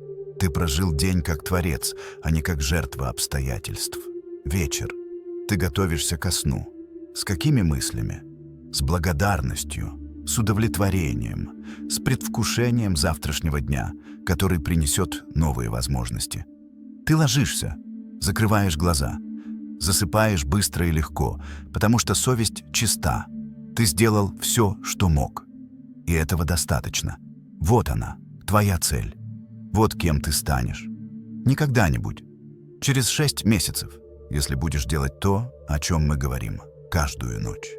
180 дней подряд. Ни одного пропуска. Ни одной отговорки. Через полгода ты не узнаешь себя в зеркале. Твои друзья будут спрашивать, что с тобой случилось? Твоя жизнь развернется в сторону, которую ты даже не мог представить. Но есть одно условие. Ты должен поверить в это видение прежде, чем увидишь доказательства. Не ждать подтверждений, не искать гарантий. Просто верить и действовать. Вера — это не слепая надежда. Вера — это решение действовать так, как будто результат уже гарантирован. Это квантовый скачок из реальности «я попробую», в реальность «я уже стал». Знаешь историю актера Джима Керри? Когда он был никому неизвестным комиком, живущим в фургоне, он написал себе чек на $10 миллионов. Датировал его 5 годами вперед. Написал в графе за актерские услуги. Носил этот чек в кошельке каждый день. Доставал, смотрел, чувствовал, как это будет. Ровно через 5 лет, почти день в день, он получил контракт на роль в фильме. Гонорар — $10 миллионов. Это не везение, это не случайность, это нейропластичность в чистом виде. Он каждый день программировал свое подсознание на этот результат. И подсознание делало все возможное, чтобы привести его туда. Оно выбирало правильные прослушивания, подсказывало правильные решения, меняло его энергию, язык тела, уверенность. Люди вокруг начали чувствовать, что он актер на миллионы, даже когда у него не было ни цента. Они это считывали подсознательно и относились соответственно. Ты можешь сделать абсолютно то же самое с любой областью жизни. С уверенностью, с отношениями, с финансами, с здоровьем, с карьерой. Выбери одну цель, визуализируй ее каждую ночь так ярко, что ты можешь почувствовать ее вкус. Действуй каждый день так, как будто она уже твоя, и наблюдай, как реальность начинает сгибаться в твою сторону. Теперь мы сделаем нечто еще более глубокое. Мы перепишем твое прошлое. Звучит невозможно. Послушай. Твое прошлое — это не набор фактов, высеченных в камне. Это интерпретация фактов. Та же самая ситуация может быть воспринята как травма или как урок, как поражение или как подготовка к победе. Память пластична. Нейробиологи доказали, каждый раз, когда ты вспоминаешь событие, ты немного его изменяешь. Воспоминание извлекается из хранилища, обрабатывается через твое текущее состояние и записывается обратно в слегка измененном виде. Это означает революционную возможность. Ты можешь изменить эмоциональный заряд любого воспоминания. Ты можешь переписать его значение. Подумай о моменте из прошлого, который до сих пор болит. Момент, где ты чувствовал стыд, унижение, отвержение, предательство. Не погружайся глубоко в боль. Просто вспомни ситуацию издалека, как будто смотришь фильм. Видишь эту сцену?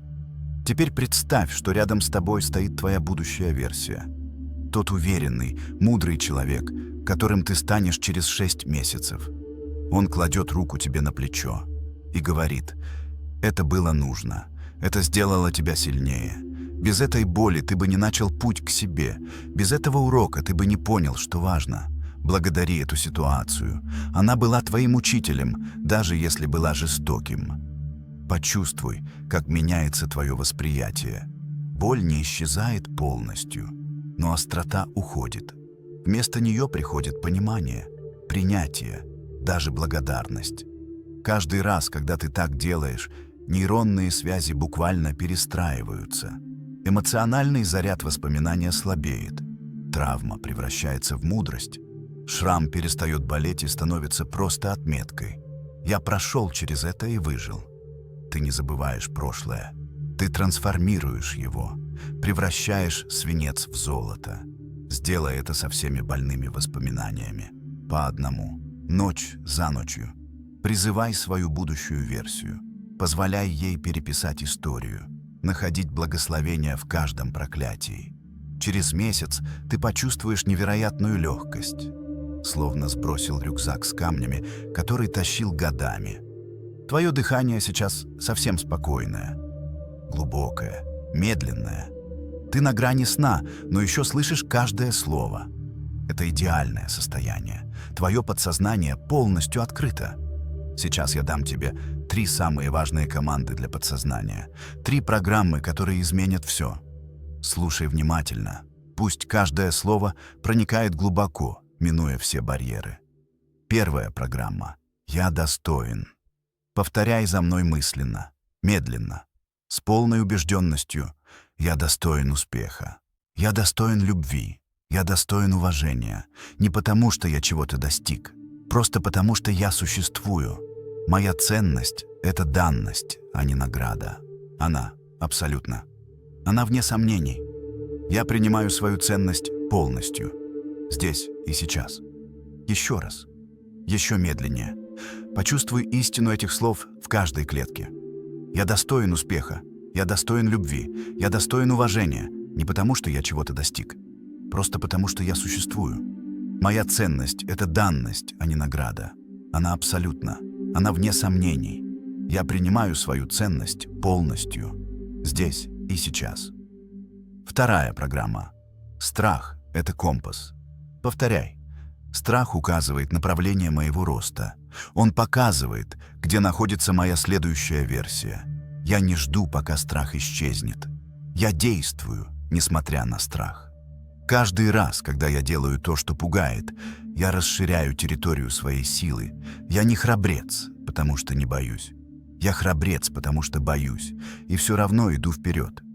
Еще раз. С силой. Представь, что говоришь это прямо в лицо своему страху. Страх указывает направление моего роста. Он показывает, где находится моя следующая версия. Я не жду, пока страх исчезнет. Я действую, несмотря на страх. Каждый раз, когда я делаю то, что пугает, я расширяю территорию своей силы. Я не храбрец, потому что не боюсь. Я храбрец, потому что боюсь, и все равно иду вперед. Третья программа. Дисциплина – моя суперсила. Повторяй медленно.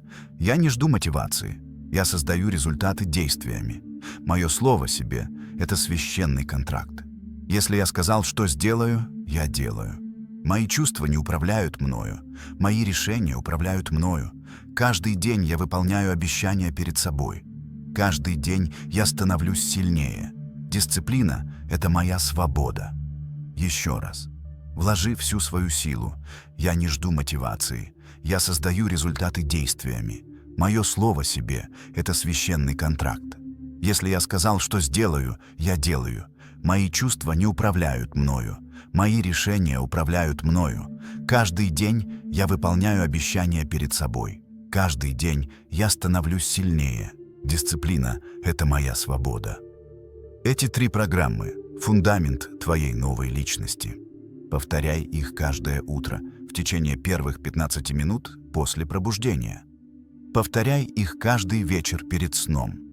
Через неделю ты заметишь первые изменения. Через месяц окружающие начнут спрашивать, что с тобой случилось. Через 3 месяца ты не узнаешь себя. Теперь давай поговорим о ритуалах, о тех ежедневных действиях, которые превращают обычного человека в мастера своей жизни. Большинство людей живут реактивно. Они просыпаются и реагируют на то, что приходит извне. Сообщение – реакция. Новость – реакция. Чужое мнение – реакция. Они как пинг-понговый мячик, отскакивающий от всего, что попадается. Мастера живут проактивно. Они создают свой день по собственному дизайну. У них есть ритуалы, священные последовательности действий, которые настраивают их на нужную частоту. Вот твой новый утренний ритуал. Записывай. Выполняй каждое утро без исключений. Шаг 1. Пробуждение без телефона. Как только открыл глаза, не тянись к телефону. Первые 15 минут твоего дня принадлежат только тебе. Лежи еще минуту, почувствуй свое тело, пошевели пальцами ног, потянись. Шаг 2. 3 благодарности. Еще лежа в кровати, назови мысленно 3 вещи, за которые благодарен прямо сейчас. Неважно, насколько они малы.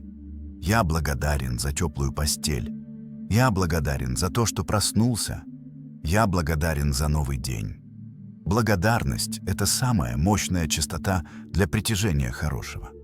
Когда ты начинаешь день с благодарности, твой мозг настраивается искать больше причин благодарить. Шаг 3. 3 программы. Сядь на край кровати. Повторяй вслух или мысленно 3 главные программы. Я достоин успеха, любви и уважения. Страх указывает направление моего роста. Дисциплина – это моя суперсила. Повтори каждую по 3 раза. Вслух, если можешь. Голос усиливает программирование в 10 раз. Шаг 4. Намерение для дня. Встань. Выпей стакан чистой воды. Сделай 3 глубоких вдоха и скажи вслух. Сегодня я живу как лучшая версия себя. Я выбираю действовать из любви, а не из страха. Я выбираю создавать, а не реагировать. Это будет великолепный день. Все. 4 шага. 10 минут максимум. Но эти 10 минут определят качество всех остальных часов. Теперь вечерний ритуал, не менее важный. Шаг 1. Отключение за час до сна. Никаких экранов за час до того, как ляжешь. Никаких новостей, никаких соцсетей, никаких рабочих писем. Это время для перехода из режима действия в режим покоя. Приглуши свет, включи спокойную музыку, если хочешь. Прими теплый душ. Сигнализируй телу. День закончен, пора отдыхать. Шаг 2. Обзор дня. Сядь в тихом месте. Закрой глаза. Мысленно пройдись по сегодняшнему дню. Что прошло хорошо? За что ты можешь себя похвалить? Какие маленькие победы были? Не пропускай этот шаг. Мозг запоминает то, на чем ты фокусируешься. Если ты фокусируешься на ошибках, он запоминает «я неудачник». Если фокусируешься на победах, он запоминает «я побеждаю». Шаг 3. Отпускание. Что прошло не так? Какие ошибки были? Признай их. Извлеки урок и отпусти. Представь, как все негативное стекает с тебя в землю, как вода. Ты не берешь это в завтрашний день. Шаг 4. Включи это видео. Ложись в кровати. Включи это видео или любое другое для ночного программирования. Слушай до тех пор, пока не заснешь. Пусть последние мысли перед сном будут мыслями о твоей лучшей версии. Эти 2 ритуала, утренний и вечерний, это твой священный контракт с собой. Выполняй их каждый день, без пропусков, без отговорок. Через 30 дней это станет автоматическим. Через 90 дней это станет частью твоей идентичности. Ты не человек, который иногда делает ритуалы. Ты человек, для которого ритуалы – это способ жизни. Теперь поговорим о самом важном, о твоей энергии. Потому что можешь иметь все знания мира, но без энергии ты не сделаешь ни шага. Энергия – это не то, что у тебя просто есть или нет. Это то, что ты создаешь своими ежедневными выборами. Каждое решение либо прибавляет энергию, либо крадет ее. Ты ешь мусорную еду. Крадешь энергию. Ты двигаешься, тренируешь тело. Создаешь энергию. Ты зависаешь в токсичных отношениях. Теряешь энергию. Ты окружаешь себя вдохновляющими людьми. Умножаешь энергию. Ты откладываешь важное. Энергия утекает. Ты делаешь то, что обещал себе. Энергия растет. Понимаешь паттерн? Энергия следует за целостностью. Когда твои слова совпадают с действиями, когда обещания совпадают с результатами, энергия течет свободно. Когда есть разрыв, энергия утекает через эту трещину. Большинство людей живут с огромными энергетическими утечками. Они обещают себе встать в 6 утра, спят до 8. Обещают заняться спортом, сидят на диване. Обещают начать проект, откладывают месяцами. Каждое невыполненное обещание – это дыра в твоем энергетическом теле. Через нее утекает жизненная сила. И к концу дня ты чувствуешь себя опустошенным, хотя ничего особо не делал. Хочешь иметь безграничную энергию? Начни держать слово перед собой. Не давай больших обещаний. Давай маленькие и выполняй их все. Обещал себе 10 отжиманий. Сделай 11. Обещал прочитать 10 страниц. Прочитай 12. Обещал лечь в 11 вечера. Ложись в 10:55. Каждое выполненное обещание закрывает утечку. Больше того, оно создает доверие между сознанием и подсознанием. Подсознание начинает думать. Когда этот человек что-то говорит, он делает. Можно ему доверять. И тогда, когда ты поставишь большую цель, подсознание не будет саботировать. Оно скажет: «Хорошо, ты доказал, что выполняешь обещания. Я помогу тебе». Вот упражнение на следующие 30 дней. Называется «Протокол целостности». Каждое утро выбирай 3 маленьких обещания себе на день. Такие маленькие, что не сделать их невозможно. Например, «Сегодня я выпью 2 литра воды». «Сегодня я сделаю 10 приседаний». «Сегодня я лягу спать до полуночи». Запиши их. А вечером отметь галочками. Все 3 выполнены? Отлично. Ты только что запечатал 3 энергетические утечки. Не выполнил? Не ругай себя. Просто признай. И завтра выбери еще более простые обещания. Цель не в сложности. Цель в постоянстве. Через 30 дней 100% выполнения обещаний ты почувствуешь себя другим человеком. В тебе будет столько энергии, что окружающие начнут спрашивать, что ты принимаешь. Ничего. Ты просто перестал сливать энергию в утечки. Теперь о питании. Не буду читать лекцию. Скажу просто. Твое тело – это биохимическая лаборатория. То, что ты в нее загружаешь, определяет, какие соединения она произведет. Загружаешь сахар и трансжиры – получаешь воспаление, туман в голове, депрессию. Загружаешь чистый белок, овощи, хорошие жиры. Получаешь ясность, энергию, стабильное настроение. Это не мораль, это химия. Есть простое правило. Если твоя прабабушка не узнала бы это как еду, не ешь. Все остальное – промышленный продукт, созданный, чтобы взломать твои рецепторы и заставить покупать больше. Пей много воды, спи достаточно, двигайся каждый день, не обязательно в зал. Просто двигайся, танцуй, гуляй, отжимайся. Главное – активируй тело. Тело и разум – это не 2 отдельные вещи. Это одна система, когда тело сильное и здоровое, разум острый и ясный. Когда тело вялое и больное, разум туманный и слабый. Хочешь изменить жизнь? Начни с тела.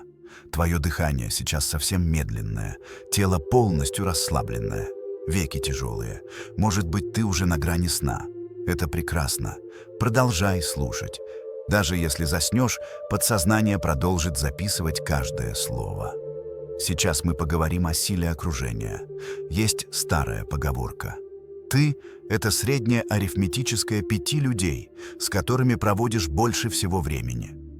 Это не метафора, это нейробиология. Твой мозг оснащен зеркальными нейронами. Они активируются, когда ты наблюдаешь за действиями других. Ты буквально копируешь эмоциональные состояния, привычки, образ мышления людей рядом. Если ты окружен жалобщиками, ты начинаешь жаловаться. Если окружен циниками, становишься циничным. Если окружен мечтателями без действий, сам застреваешь в мечтах. Но если окружаешь себя людьми, которые растут, действуют, верят в возможности, ты автоматически начинаешь расти, действовать, верить. Окружение — это не случайность, это выбор. Осознанный, иногда болезненный выбор. Может быть, тебе придется отойти от некоторых людей.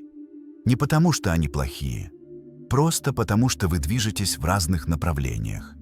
Они тянут тебя назад не из злости, а из страха остаться одни. Это нормально. Отпусти их с любовью. Освободи место для тех, кто движется туда же, куда ты. Начни искать свое племя. Людей, которые уже там, где ты хочешь быть. Людей, которые говорят на языке возможностей, а не ограничений. Людей, которые видят величие в тебе, даже когда ты сам его не видишь. Они где-то есть. Ищи. В книгах, на курсах, в сообществах, онлайн, офлайн. Ищи, пока не найдешь. Твое будущее определяется не тем, где ты сейчас, а тем, с кем ты идешь. Теперь важная тема – деньги. У большинства людей отношения с деньгами как с токсичным партнером. Они их хотят, но боятся. Восхищаются, но презирают. Нуждаются, но стыдятся этой нужды. Давай очистим этот канал раз и навсегда. Деньги – это энергия. Просто энергия. Нейтральная. Как электричество. Электричество может осветить операционную, где спасают жизнь. Или камеру пыток. Проблема не в электричестве. Деньги – это инструмент обмена ценностью. Ты создаешь ценность для мира, деньги текут к тебе. Чем больше ценности создаешь, тем больше денег. Если у тебя мало денег, это не значит, что ты плохой человек. Это значит, что либо создаешь мало ценности, либо не умеешь ее монетизировать. Обе проблемы решаемы. Хочешь больше денег? Задай себе вопрос. Какую проблему я могу решить для других людей? Какую ценность я могу создать? Не как мне заработать, а как я могу послужить. Когда ты фокусируешься на служении, деньги приходят как побочный эффект. Когда фокусируешься только на деньгах, они ускользают. Повторяй за мной. Новая программа про деньги. Деньги – это энергия изобилия. Я открыт для этой энергии. Чем больше я получаю, тем больше могу дать. Мое финансовое благополучие служит миру. Я достоин богатства. Я создаю ценность. Деньги текут ко мне легко и естественно. Еще раз. Почувствуй, как старые блоки растворяются. Деньги – это энергия изобилия. Я открыт для этой энергии. Чем больше я получаю, тем больше могу дать. Мое финансовое благополучие служит миру. Я достоин богатства. Я создаю ценность. Деньги текут ко мне легко и естественно. Теперь об отношениях. Любовь – это не то, что ты находишь. Это то, что ты излучаешь. Большинство людей ищут партнера, чтобы заполнить пустоту внутри. Они думают, когда я найду того самого, я стану счастливым. Но это уравнение с двумя неизвестными. Два несчастных человека не создают одно счастье. Они создают удвоенное несчастье. Хочешь глубокую любовь? Сначала стань целостным сам. Полюби себя так, как хочешь, чтобы любили тебя. Создай жизнь, которая наполняет тебя радостью. И тогда ты будешь искать не того, кто заполнит пустоту, а того, с кем поделишься полнотой. Это совершенно другой уровень отношений. Не созависимость, взаимное усиление. Два целых человека, которые выбирают идти вместе, потому что так интереснее, а не потому что страшно быть одному. Повторяй. Я целостный человек. Я не ищу кого-то, чтобы завершить меня. Я ищу кого-то, с кем могу расти дальше. Я достоин глубокой, искренней любви.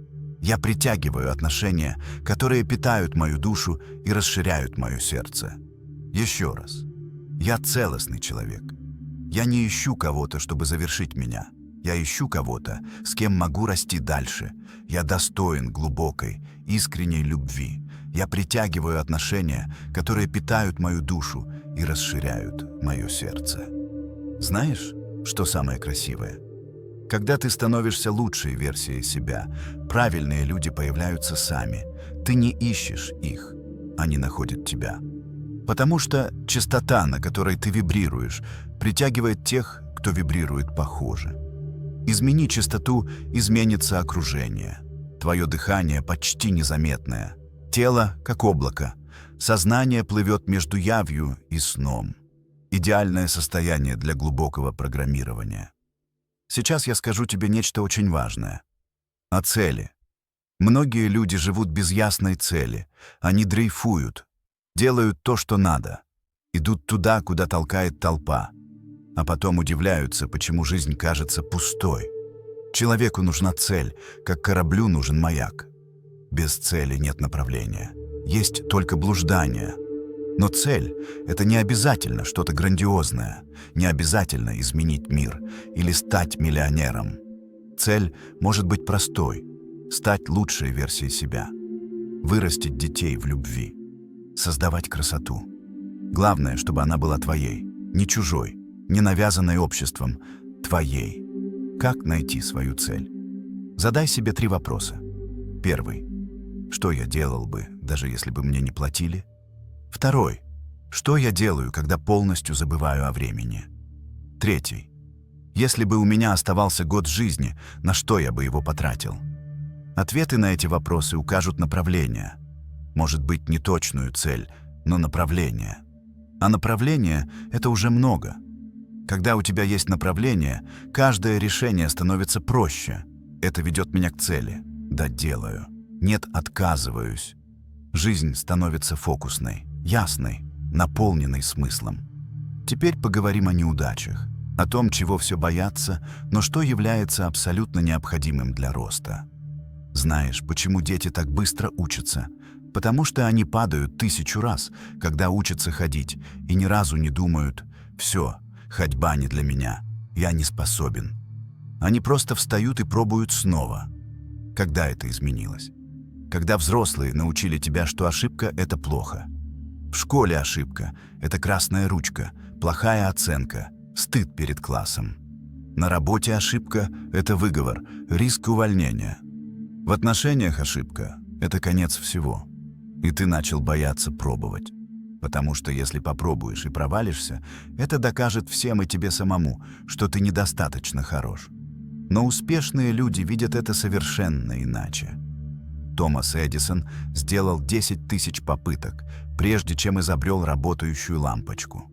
Журналист спросил его: «Как вы не сдались после 10 000 неудач?» Эдисон ответил: «Это не были неудачи. Это были 10 000 способов, которые не работают. Теперь я знаю их все». Видишь разницу в мышлении? Ошибка — это не приговор. Это данные, информация о том, что не работает, чтобы скорректировать курс. Более того, неудача — это доказательство, что ты действуешь. Единственные люди, которые не ошибаются, это те, кто ничего не делает. Повторяй за мной новую программу про неудачи. Я не боюсь ошибаться. Каждая неудача приближает меня к успеху. Я учусь быстро, адаптируюсь и двигаюсь дальше. Мой путь не прямая линия, это спираль, поднимающаяся вверх. Каждый виток дает мне новый опыт, новую мудрость.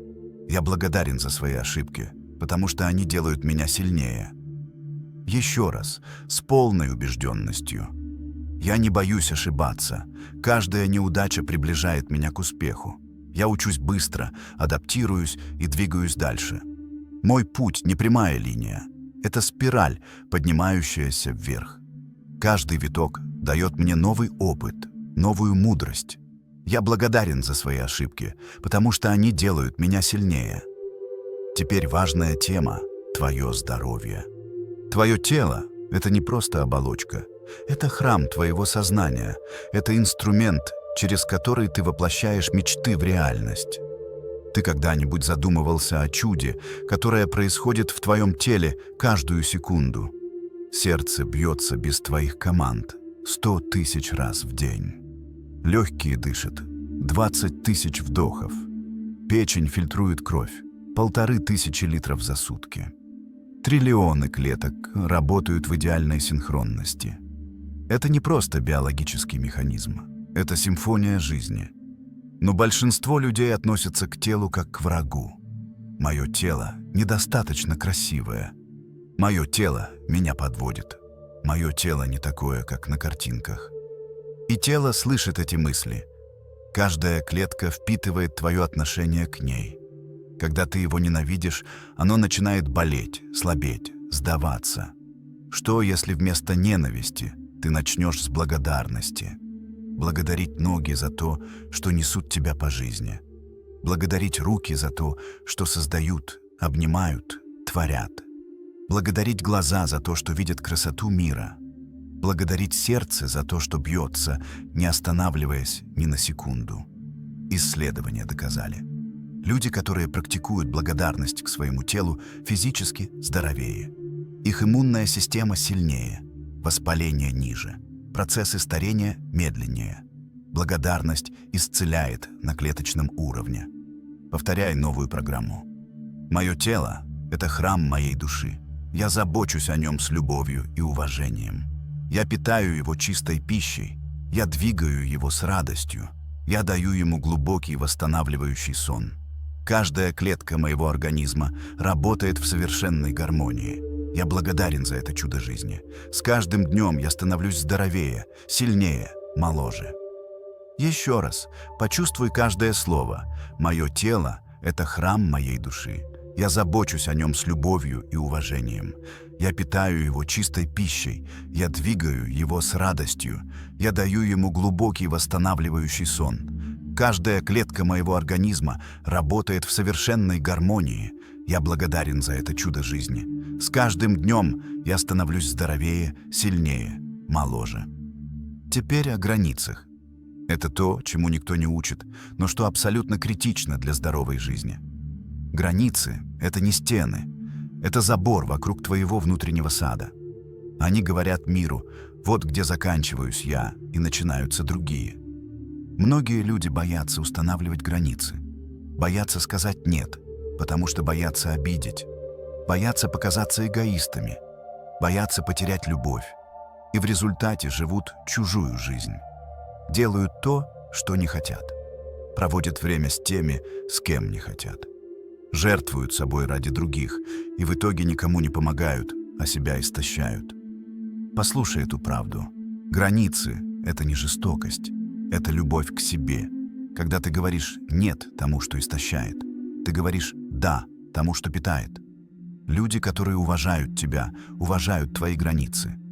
Те, кто не уважает, не заслуживают места в твоей жизни. Повторяй. Я имею право говорить «нет». Мои границы священны. Я защищаю свое время, энергию, внутренний мир. Это не эгоизм, это самоуважение. Я притягиваю людей, которые ценят мои границы. Я отпускаю тех, кто их нарушает. Моя жизнь — моя ответственность. Еще раз, с силой. Я имею право говорить «нет». Мои границы священны. Я защищаю свое время, энергию, внутренний мир. Это не эгоизм, это самоуважение. Я притягиваю людей, которые ценят мои границы. Я отпускаю тех, кто их нарушает. Моя жизнь — моя ответственность. Сейчас мы поговорим о Вселенной, о той невидимой силе, которая либо работает на тебя, либо против тебя, в зависимости от твоего мышления. Может быть, ты чувствовал, что мир против тебя, что каждый раз, когда ты пытаешься подняться, что-то идет не так. Дверь закрывается, возможность ускользает, препятствие появляется из ниоткуда. Но что, если я скажу тебе, это не заговор против тебя, это тест для тебя. Вселенная не работает против тебя, она работает для тебя, проверяя твою готовность. Каждое препятствие — это вопрос, насколько ты этого хочешь. Каждая задержка — это время подготовиться лучше. Каждая неудача — это перенаправление к лучшему пути. Если ты выбираешь так смотреть на жизнь, каждый опыт становится учителем.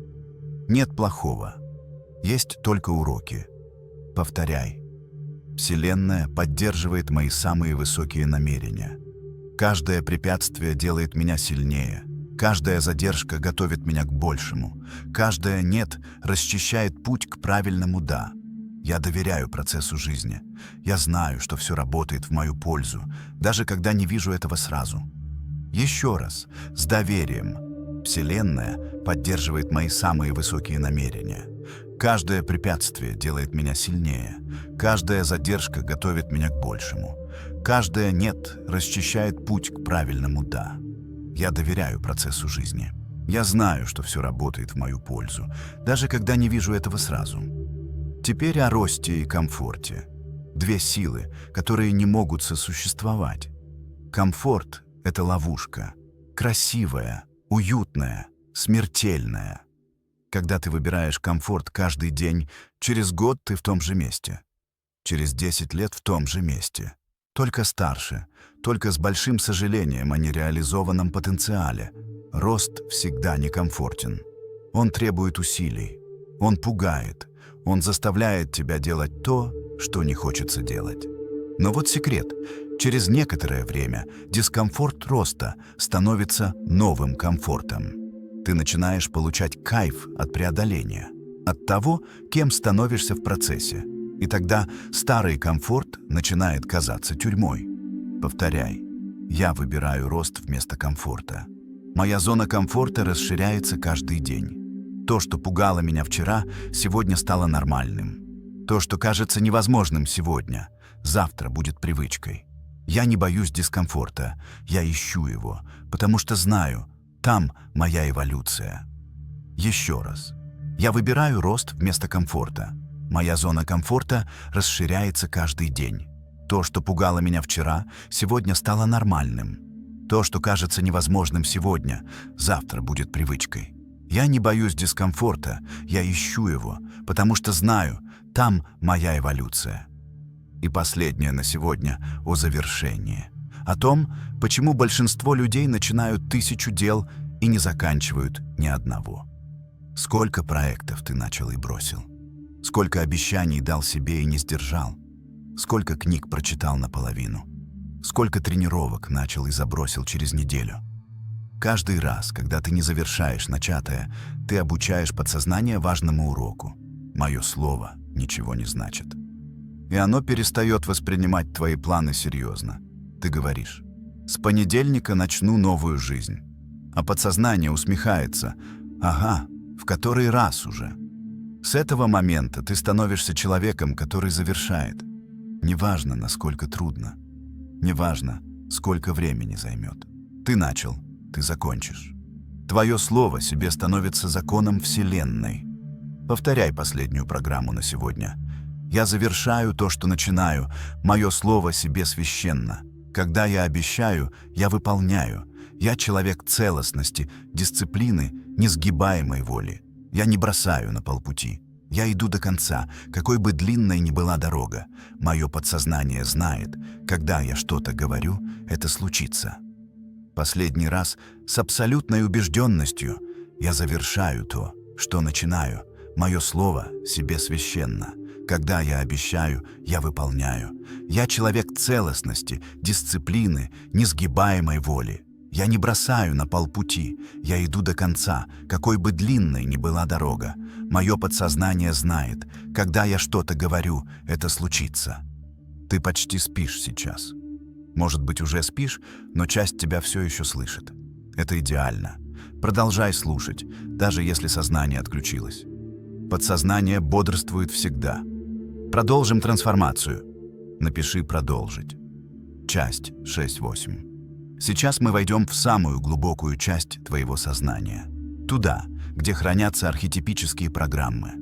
Те паттерны, которые управляют не только тобой, но всем человечеством на протяжении тысячелетий. Внутри каждого человека живут древние архетипы. Воин, мудрец, любовник, творец, правитель. Они не выдуманы психологами. Они закодированы в коллективном бессознательном. Проблема в том, что большинство людей активировали не те архетипы. Они живут как жертва, или как раб, или как трус. И эти архетипы притягивают соответствующие ситуации. Жертва всегда найдет тирана, раб всегда найдет хозяина, трус всегда найдет причину не действовать. Но сегодня ночью мы активируем архетипы силы. Те, что делают из обычного человека героя своей истории. Первый архетип – воин. Не тот, кто воюет с другими, тот, кто воюет со своими слабостями, кто встает каждое утро и делает то, что нужно, несмотря ни на что. Воин дисциплинирован, воин не сдается, воин идет вперед, даже когда страшно. Представь, как внутри тебя просыпается воин. Видишь его?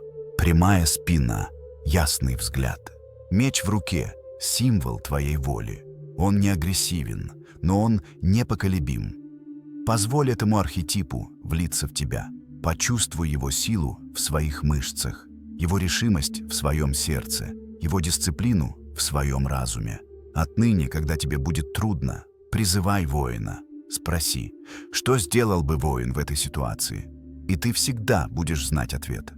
Второй архетип – мудрец. Тот, кто видит глубже поверхности, кто понимает, что все в жизни – урок.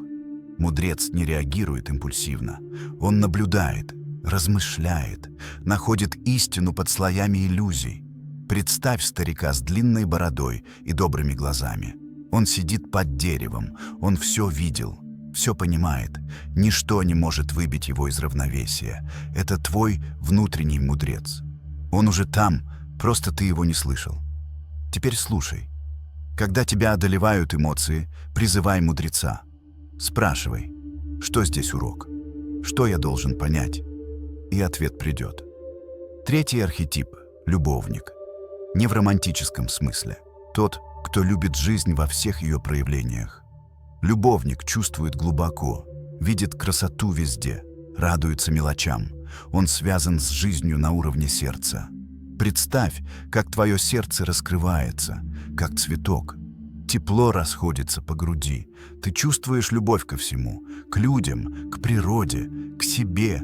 Это любовник внутри тебя. Он напоминает, что жизнь – это не гонка за достижениями, это переживание каждого момента полностью. Четвертый архетип – творец. Тот, кто не ждет, пока жизнь даст ему что-то, а создает сам. Творец знает, все вокруг начиналось как идея в чьей-то голове. Это дом, это музыка, это технология. Все создано кем-то, кто однажды подумал, а что, если? Ты тоже творец. У тебя есть идеи, видения, мечты. Не держи их внутри. Выпускай в мир. Представь себя за мольбертом, или за клавиатурой, или с инструментом в руках. Ты создаешь. Ты воплощаешь невидимое в видимое. Это твоя суперсила. Используй ее. Пятый архетип. Правитель. Не тиран. Мудрый король своей собственной жизни. Правитель берет ответственность. Он не жалуется, не обвиняет. Он знает. Я создаю свою реальность. Правитель принимает решения, устанавливает границы, защищает свое королевство, свою энергию, свое время, свой внутренний мир. Представь себя на троне. Корона на голове, скипетр в руке. Ты правишь своей жизнью с мудростью и силой. Никто не диктует тебе, что делать. Ты сам выбираешь свой путь. Эти 5 архетипов теперь живут в тебе активно. Воин, мудрец, любовник, творец, правитель. Вместе они создают целостную, сильную личность. В разных ситуациях призывай того, кто нужен. Нужна дисциплина? Воин. Нужна мудрость? Мудрец. Нужна радость. Любовник. Нужно создать? Творец. Нужно решить. Правитель. Ты больше не один. Внутри тебя целая команда. Твое дыхание сейчас совсем тихое. Тело полностью расслаблено. Ты балансируешь на грани сна. Каждое слово проникает глубже, чем когда-либо. Сейчас мы поговорим о времени, о самом ценном ресурсе, который у тебя есть. Деньги можно заработать снова. Здоровье можно восстановить. Но время уходит безвозвратно. Каждая секунда, которую ты тратишь на что-то, это секунда, которой больше никогда не будет. Вопрос: на что ты ее тратишь? Большинство людей живут так, будто у них бесконечный запас времени. Они откладывают важное, тратят часы на бессмысленное. Живут так, будто смерть — это что-то далекое, что случится с кем-то другим. Но правда в том, что никто не знает, сколько времени у него есть. Завтра не гарантировано. Следующий час не гарантирован. Это не повод для страха. это повод для осознанности. Представь, что сегодня последний день твоей жизни. Как бы ты его прожил? Что бы сказал близким? Что бы сделал? А теперь вопрос посложнее. Почему ты не делаешь это сейчас? Зачем ждать последнего дня, чтобы жить полно, любить открыто, творить свободно?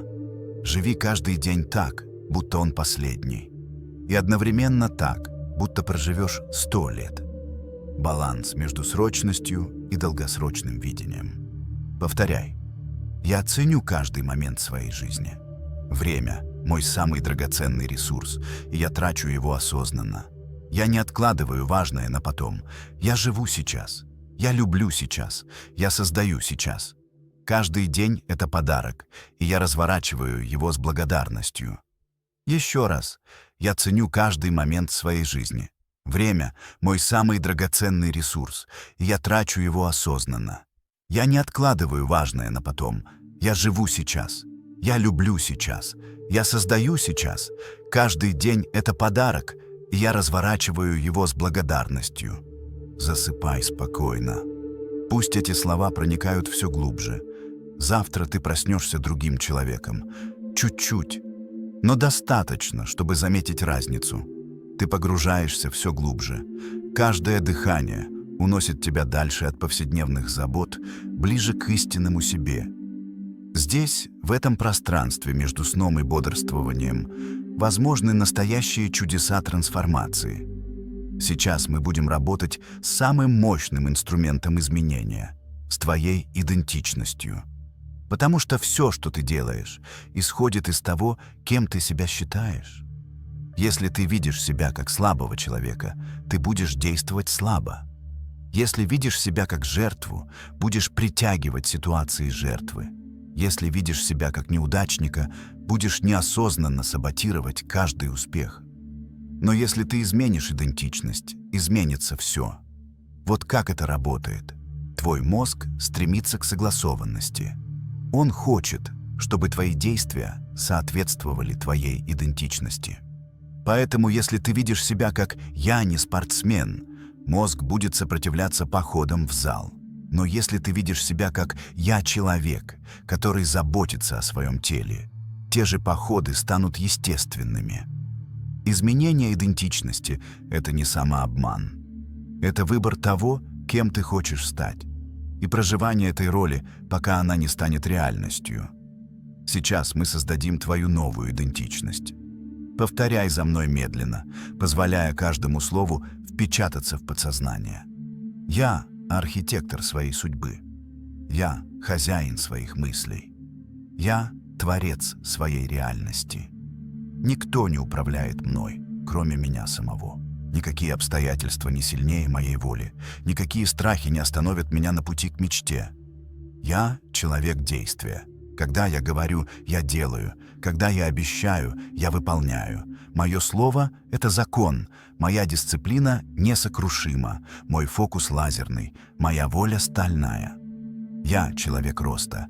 Каждый день я становлюсь лучше. Каждый опыт учит меня. Каждая неудача делает меня сильнее. Я не застываю. Я эволюционирую. Постоянно. Неуклонно. Я – человек любви. Я люблю себя полностью. Я люблю жизнь страстно. Я отдаю миру лучшее, что есть во мне. Мое сердце открыто. Моя энергия чистая. Мое присутствие – это подарок. Я – человек изобилия. Деньги текут ко мне легко. Возможности окружают меня повсюду. Нужные люди появляются в нужное время. Вселенная поддерживает мои мечты. Я достоин всех благословений жизни. Повтори все это еще раз. Почувствуй, как эти слова не просто звучат, а становятся частью тебя. Как они переписывают старый код. Как создают новую программу. Это не аффирмации, которые ты повторяешь, не веря. Это декларация новой идентичности. Это ты выбираешь, кем быть. Теперь о прощении. Это то, о чем мало говорят, но что абсолютно необходимо для освобождения. Ты несешь внутри обиды. На родителей, которые не понимали. На партнеров, которые предали. На друзей, которые ушли. На себя за сделанные ошибки. Эти обиды как цепи.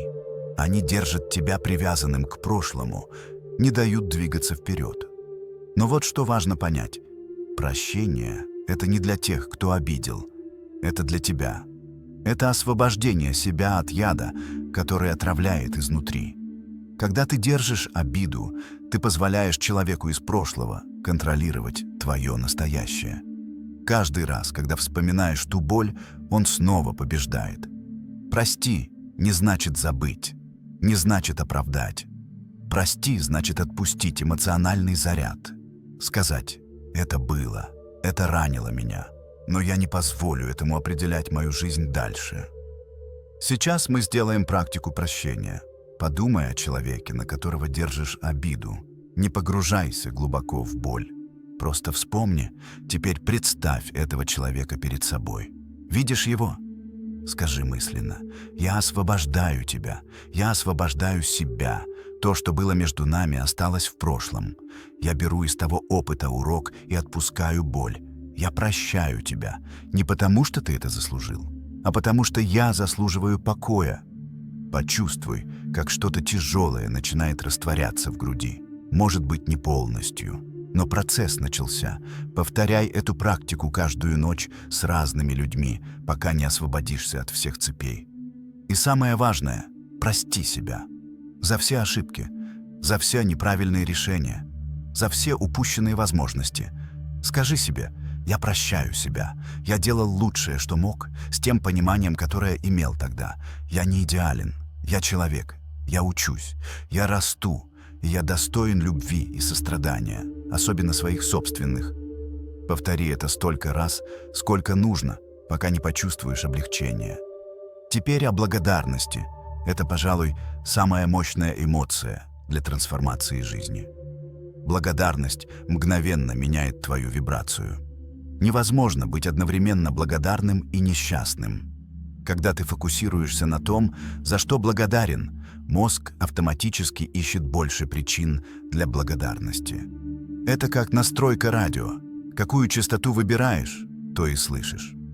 Сейчас, даже в полусне, найди 5 вещей, за которые благодарен прямо сейчас. Не обязательно большие, маленькие подойдут. Может быть, теплая постель, может быть, крыша над головой, может быть, возможность слышать эти слова, может быть, сам факт, что ты жив. Почувствуй благодарность в груди. Это теплое, расширяющее чувство. Позволь ему разлиться по всему телу. Когда живешь в благодарности, жизнь дает тебе все больше причин быть благодарным. Это не магия, это закон внимания. Сделай благодарность своей ежедневной практикой. Утром 3 благодарности, вечером 3 благодарности. Всего 6 в день. Через месяц ты не узнаешь свою жизнь. Не потому, что она изменилась, а потому, что изменился ты. Изменилась твоя способность видеть хорошее. Твое дыхание сейчас почти незаметное. Сознание дрейфует. Это совершенно нормально. Пусть тело спит. Подсознание продолжает работать. Сейчас я дам тебе финальную программу на эту ночь. Самую важную. Слушай внимательно, даже сквозь дрему. Пока я сплю, мое подсознание перестраивает мою реальность. Старые программы растворяются, новые укрепляются. Каждая клетка моего тела обновляется. Каждый нейрон в мозгу перенастраивается. Я просыпаюсь обновленным. Я просыпаюсь сильнее. Я просыпаюсь готовым к великому дню. Мои сны показывают мне путь. Мое подсознание ведет меня к лучшей версии себя. Я доверяю этому процессу. Я отпускаю контроль. Я позволяю трансформации случиться. Завтра я проснусь с ясностью, с энергией, с решимостью. Я буду знать следующий шаг, и я сделаю его без колебаний. Повтори это про себя 3 раза. Медленно, с полной верой. Пока я сплю, я трансформируюсь. Завтра я просыпаюсь новым человеком. Я готов к величию. Спи спокойно. Пусть эта ночь станет мостом между старым ты и новым ты. Пусть каждая минута сна делает тебя сильнее. А утром, когда откроешь глаза, первым делом вспомни эти слова. И скажи себе: я готов, я меняюсь, я становлюсь. Мы подошли к последней части нашего ночного путешествия. Ты проделал огромную внутреннюю работу сегодня. Даже если сознательно не все помнишь, подсознание записало каждое слово. Сейчас я хочу поговорить о твоем предназначении, о том, зачем ты здесь, на этой планете, в это время. Многие люди ищут свое предназначение где-то снаружи, в книгах, в тестах, в словах гуру. Но правда в том, что предназначение живет внутри тебя с самого рождения. Это не то, что ты находишь. Это то, что ты раскрываешь, снимая слои чужих ожиданий. Твое предназначение — это то, что ты делаешь, когда забываешь о времени. То, что наполняет тебя энергией, а не истощает. То, чем ты можешь служить миру уникальным образом. Не обязательно грандиозное, может быть простым, растить детей с любовью, создавать красоту, помогать людям чувствовать себя услышанными. Твое предназначение — это пересечение 3 кругов. Что ты любишь делать, что у тебя хорошо получается и что нужно миру. Найди это пересечение, и ты найдешь свой путь.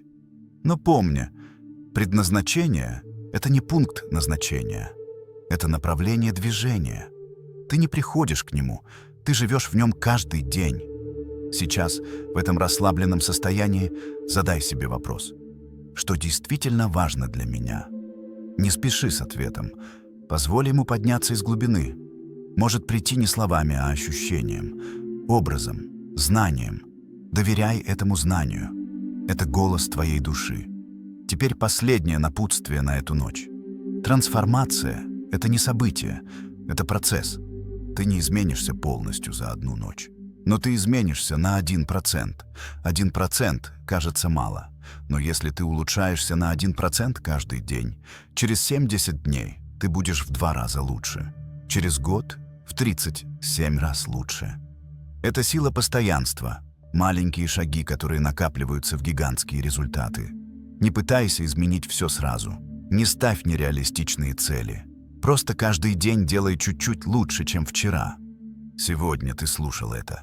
Это уже победа. Завтра повтори. Послезавтра снова. Через 30 дней это войдет в привычку. Через 90 дней станет частью твоей идентичности. Через год ты оглянешься назад и не узнаешь человека, которым был. Вот твоя дорожная карта на следующие 90 дней. Дни 1:30. Фокус на ритуалах. Утренний ритуал, вечерний ритуал, без пропусков. Это закладывает фундамент. Дни 30, 1:60. Добавь физическую трансформацию. Движение каждый день. Чистое питание, достаточный сон. Тело и разум – одна система. Дни 61-90. Фокус на действии. Начни проект, который откладывал. Сделай то, чего боишься. Шагни за границу комфорта. К концу 90 дней ты будешь совершенно другим человеком. Физически, ментально, эмоционально, духовно. Люди будут спрашивать, что случилось? А ты будешь просто улыбаться. Потому что знаешь, случилось не что-то одно. Случились тысячи маленьких выборов, которые накопились в великую трансформацию. Сейчас я дам тебе последнюю программу. Финальную команду подсознанию на эту ночь. Повторяй за мной, даже если уже почти спишь. Я выбираю величие не завтра, не с понедельника, сейчас. С этой секунды моя жизнь меняется. Я становлюсь той версией себя, о которой всегда мечтал. Ничто не остановит меня. Никакие препятствия, никакие сомнения, никакие страхи. Я иду вперед с абсолютной уверенностью, потому что я достоин, потому что я могу, потому что пришло мое время. Последний раз. Вложи всю душу. Я выбираю величие. Прямо сейчас. Моя трансформация началась. Ничто меня не остановит. Я достоин, я могу, мое время пришло. Спи спокойно, воин света. Пусть эта ночь исцелит старые раны, пусть твои сны покажут путь, пусть каждая клетка обновится. А утром, когда откроешь глаза, ты будешь знать. Все начинается сегодня. Новая жизнь, новый ты, новые возможности. Добро пожаловать домой, в себя настоящего. Спокойной ночи. Where's my focus going? I can always be upset about something. Where do you tend to focus more? Your past, your present, or your future? We all spend all three, but where do you spend more of your time? Most of us who are achievers tend to focus on the future, but all the joy is in the present. The majority of people spend a lot of time in the past, and the problem is you can't change it. You're constantly focused on what's missing versus what you have. You're focused on what you can't control. And there's two worlds, right? The external world, the internal world. We can't control the external world, we can influence it. The part we can control is what's going on inside of us. And that we can control what we focus on. We can control the meaning. We can decide the meaning. We're the meaning makers, and we can decide what to do. And when we make those three decisions, we're in control of our life, and all the anxiety and bullshit tends to go away, especially if we're trying to do that to serve something more than ourselves. Because you can't serve something more than yourself and not benefit. When you want some self-esteem, do something worthwhile beyond just yourself. We all know the two emotions that destroy your relationship, your business, your life, it's fear and anger. Those are two extremes. You can't be grateful and fearful simultaneously. You can't be angry and grateful simultaneously. But like you look at somebody like Steph Curry, and you see this guy, to shoot the ball from almost half court. So he doesn't even look. He turns around and just waves because he knows it's in already. And there's swish, and the crowd goes crazy. And people look at that and go, he's unbelievable. He's unbelievable. It's unbelievable. He's the greatest three-point shooter in history. There's no one like him. But what they don't pay attention to is that isn't like a little gift. He shoots 500 shots every single day, never less than that, 7 days a week. For more than 15 years, his 15-year professional career, he's been doing it since before he was in college. His dad really trained him. So think of that, 3,500 shots a week, 168,000 shots in a year, 2 million shots in his 15-year NBA career, so he can make 3,600 shots. Not even 1/10%. I tell people, you get rewarded in public for what you practice in private. I think everything happens for a reason. I think there's a higher purpose. I think it's my job to find it. I think that life happens for us, not to us, but it's our job to figure it out. You're going to battle with internal things within you and external things, but if you keep going, you're going to eventually slay your dragons and you come out the hero of your own life, and you have something to share that isn't bullshit. It's not something you read somewhere. It's something you've lived. Something you want. And everybody can feel you've lived it because it's a different level of ownership, And then, by the way, as soon as you do that, it happens again.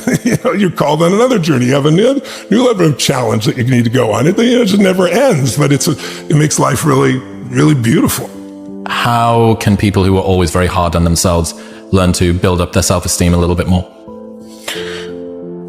I don't know if self-esteem is the answer. I don't think it's bad to be hard on yourself, as long as you also celebrate when the victories happen. But so many people will tell you, I have poor self-esteem because when I was a kid, people said this to me and that to me. And it's convenient that we remember those things and not the positive things that also occur, obviously. But I think it's more important is to realize that self-esteem is earned. It's only earned by you with yourself. You're not going to get self-esteem because everybody praises you. Someone can tell you your whole life that you're brilliant, you're a genius, you're beautiful, you're handsome, and you not believe it. Someone can tell you, you're a piece of crap and you're never going to become anything. And there's a part of you can say, I'll show you, as many people have, and then they develop drive out of it, right? So it's really, self-esteem comes from doing incredibly difficult things where you pushed yourself. It's not virtue signaling. It's not telling people about it. It's what inside your soul is true. And the more you do things that are incredibly difficult, and especially things that are meaningful, meaning they're not just about yourself, the higher that esteem would be. I think the most important thing for self-esteem is to find something you care about more than yourself. If you find something you care about more than you won't be thinking about yourself all the time, and all your self-esteem just goes out the window. The real question is, what do you want? If you want an extraordinary life, my definition of that is life on your terms.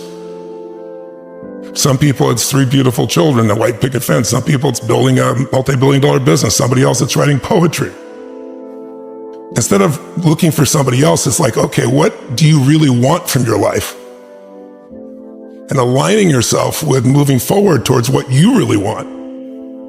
If you can do that in a way that also you feel is serving others simultaneously, there's a sense of meaning in life that can't be replaced by self-esteem or praise or compliments or being nice to yourself. And I don't think it's bad to be tough on yourself. I'm pretty tough on myself, I'll be honest with you. being overly tough on yourself usually comes by making comparisons that don't make sense. You're comparing to somebody else's life that has a totally different path, a totally different experience. We all develop in different stages and different things. We all want different things. But eventually you wake up and say, it's good to be strong with yourself, but beating yourself up just lowers your energy. And when your energy gets lower, you produce less. And you don't have the same level of joy. You don't have the impact that you want to have, nor do you have the excitement that you really want to have. So I look at it as something that it's worth earning your own self-esteem, but it's really not the secret. The secret is find something else you obsess about more than yourself, and you'll have a level of energy that will compel you over the long term. When I began with a fuel, which was like, I'm gonna show them it was anger that drove me. I'm just gonna show you type of thing. But that fuel doesn't last.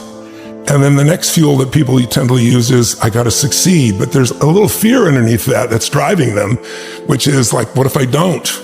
Versus a knowing, it's like, if you give your all every day, your gifts will make room for you. And it's like having a knowingness that things are going to be fine. And then there's the next level, which is you start to know who you are, and you're not trying to prove it to yourself or other people. And you just want to help. It's the difference between what I would call push motivation and pull, right? Push is, I'm going to make this happen. And it takes tremendous willpower. And I know you have plenty of willpower. I do as well. But there's a limit to willpower, but there's no limit to pull. Pull is when there's something magnificent that you want to serve, something that you've got an obsession for, to create or to do or make happen. And that you don't lose that energy. You don't lose those components, and you're able to laugh and enjoy along the way. I think it's important to realize wherever focus goes, energy flows. It's corny, but it's true, right? In fact, maybe an easier way of saying it is, we don't experience life. None of us do. We experience the life we focus on. So in any moment, what's wrong is always available. So is what's right. So it's not about being positive. It's about being intelligent. You got to look at the impact of what you're believing. And you got to look at and say, where's my focus going? I can always be upset about something. I can always find something to be joyous or at least grateful for, which leads to joy. And I think it's learning to discipline your disappointments, not allow them to grow and to move on and to use whatever life has given you. You can make some simple patterns and change your whole life. Focus. The minute you focus on something, your brain has to decide, what does it mean? And meaning is what creates emotion, and emotion is where your life is, right? And so the quality of your life is the quality of your emotions. We all have a pattern of focusing on what we have and at times on what's missing. Which one do you think most people spend more time focusing on, what they have or what's missing? You can engineer your life to have more happiness, but I think the real challenge is thinking so hardly about being taken seriously just represents your fears, right? It's like, I think spiritual development, when people talk about spiritual, not religious development, spiritual development is the level of comfort you can have with just being your real self. And I think that's not an easy task, because we all are trying to be something, but we already are that something we're trying to be. That doesn't mean you can't be better, but it's like accepting and appreciating what you really are, and instead of projecting, something else, takes a lot of pain out of your body, takes a lot of wasted energy out. It gets a lot of fears to just disappear. And I don't have an easy path for that. I think it's the hero's journey. I feel if I work my ass off, now I've done my part, okay, now come through me, let's do this, and it tends to flow. Life happens to me, or I happen to life, but life happens for me. Yes, not to me. Yeah, is a wonderful reframe. Yeah, I really believe it. But you got to dig for it. It's not easy. But it's got to be earned, right? Like wishing for confidence without competence is just delusion. You have no evidence to say that you can do this thing. If you want freedom, if you value freedom, you can't possibly have it as long as you play the victim role. None of that makes you who you are. None of that controls where you are in your life. It's like, have you ever had something happen in your life that was horrible? I mean, it was painful. You'd never want to go through it again in a million years. You wouldn't want anybody else to go through it that you care about. But after 5 or 10 years, you look back and you say, I never want to go through it again. But now I see the wisdom in it. I'm glad. It's like it made me care so much more. It made me so much stronger. It made something in me more I mean, I'm sure you can relate to that, can't you? Yeah, for sure. I mean, you don't really realize it's just life. And then you learn a little bit more about yourself and you start to realize, well, look at all of the ways that I've had to compensate for that. Look at all of the ways that it's held me back. Look at all of the beliefs that I have about myself. And God, if only that hadn't happened, then I would be here or I would be there. And then you realize, well, the light side of all of that dark stuff is usually the stuff that I'm most proud of myself for. Yes. So the fact that you were maybe a little bit alone in childhood means that you're very self-sufficient when you're an adult. Or the fact that you didn't have anybody to support you means that you have no concern about working on your own and continuing to take a bet on yourself, so on and so forth. So you end up having this really strange loop where you go from unconscious incompetence in that you've somehow been through something that you really hate, to this sort of awareness of how it's held you back, to this awareness of how it's propelled you. And then you have to get to this really difficult place, which is, okay, so this is a thing that I kind of wish hadn't happened, and yet I'm grateful that it did. And it's like a psychological superposition that you need to hold in your head at the same time. You can't collapse it down into one. You need to hold both of these things. It's like, yeah, that's fucked. Like, that shouldn't have happened. I really wish that, and had you have been able to see you, had you at 36 have been able to see you at 12, you'd have picked them up and given them a hug and said, I believe in you and you don't deserve this. But it needs to happen to you. It was meant to be. Now, I don't believe like everything's meant to be. I think situations are meant to be, and then it's our job to choose how we're going to use them or be used by them, right? I think that's the difference. But I think, we get easy times and tough times.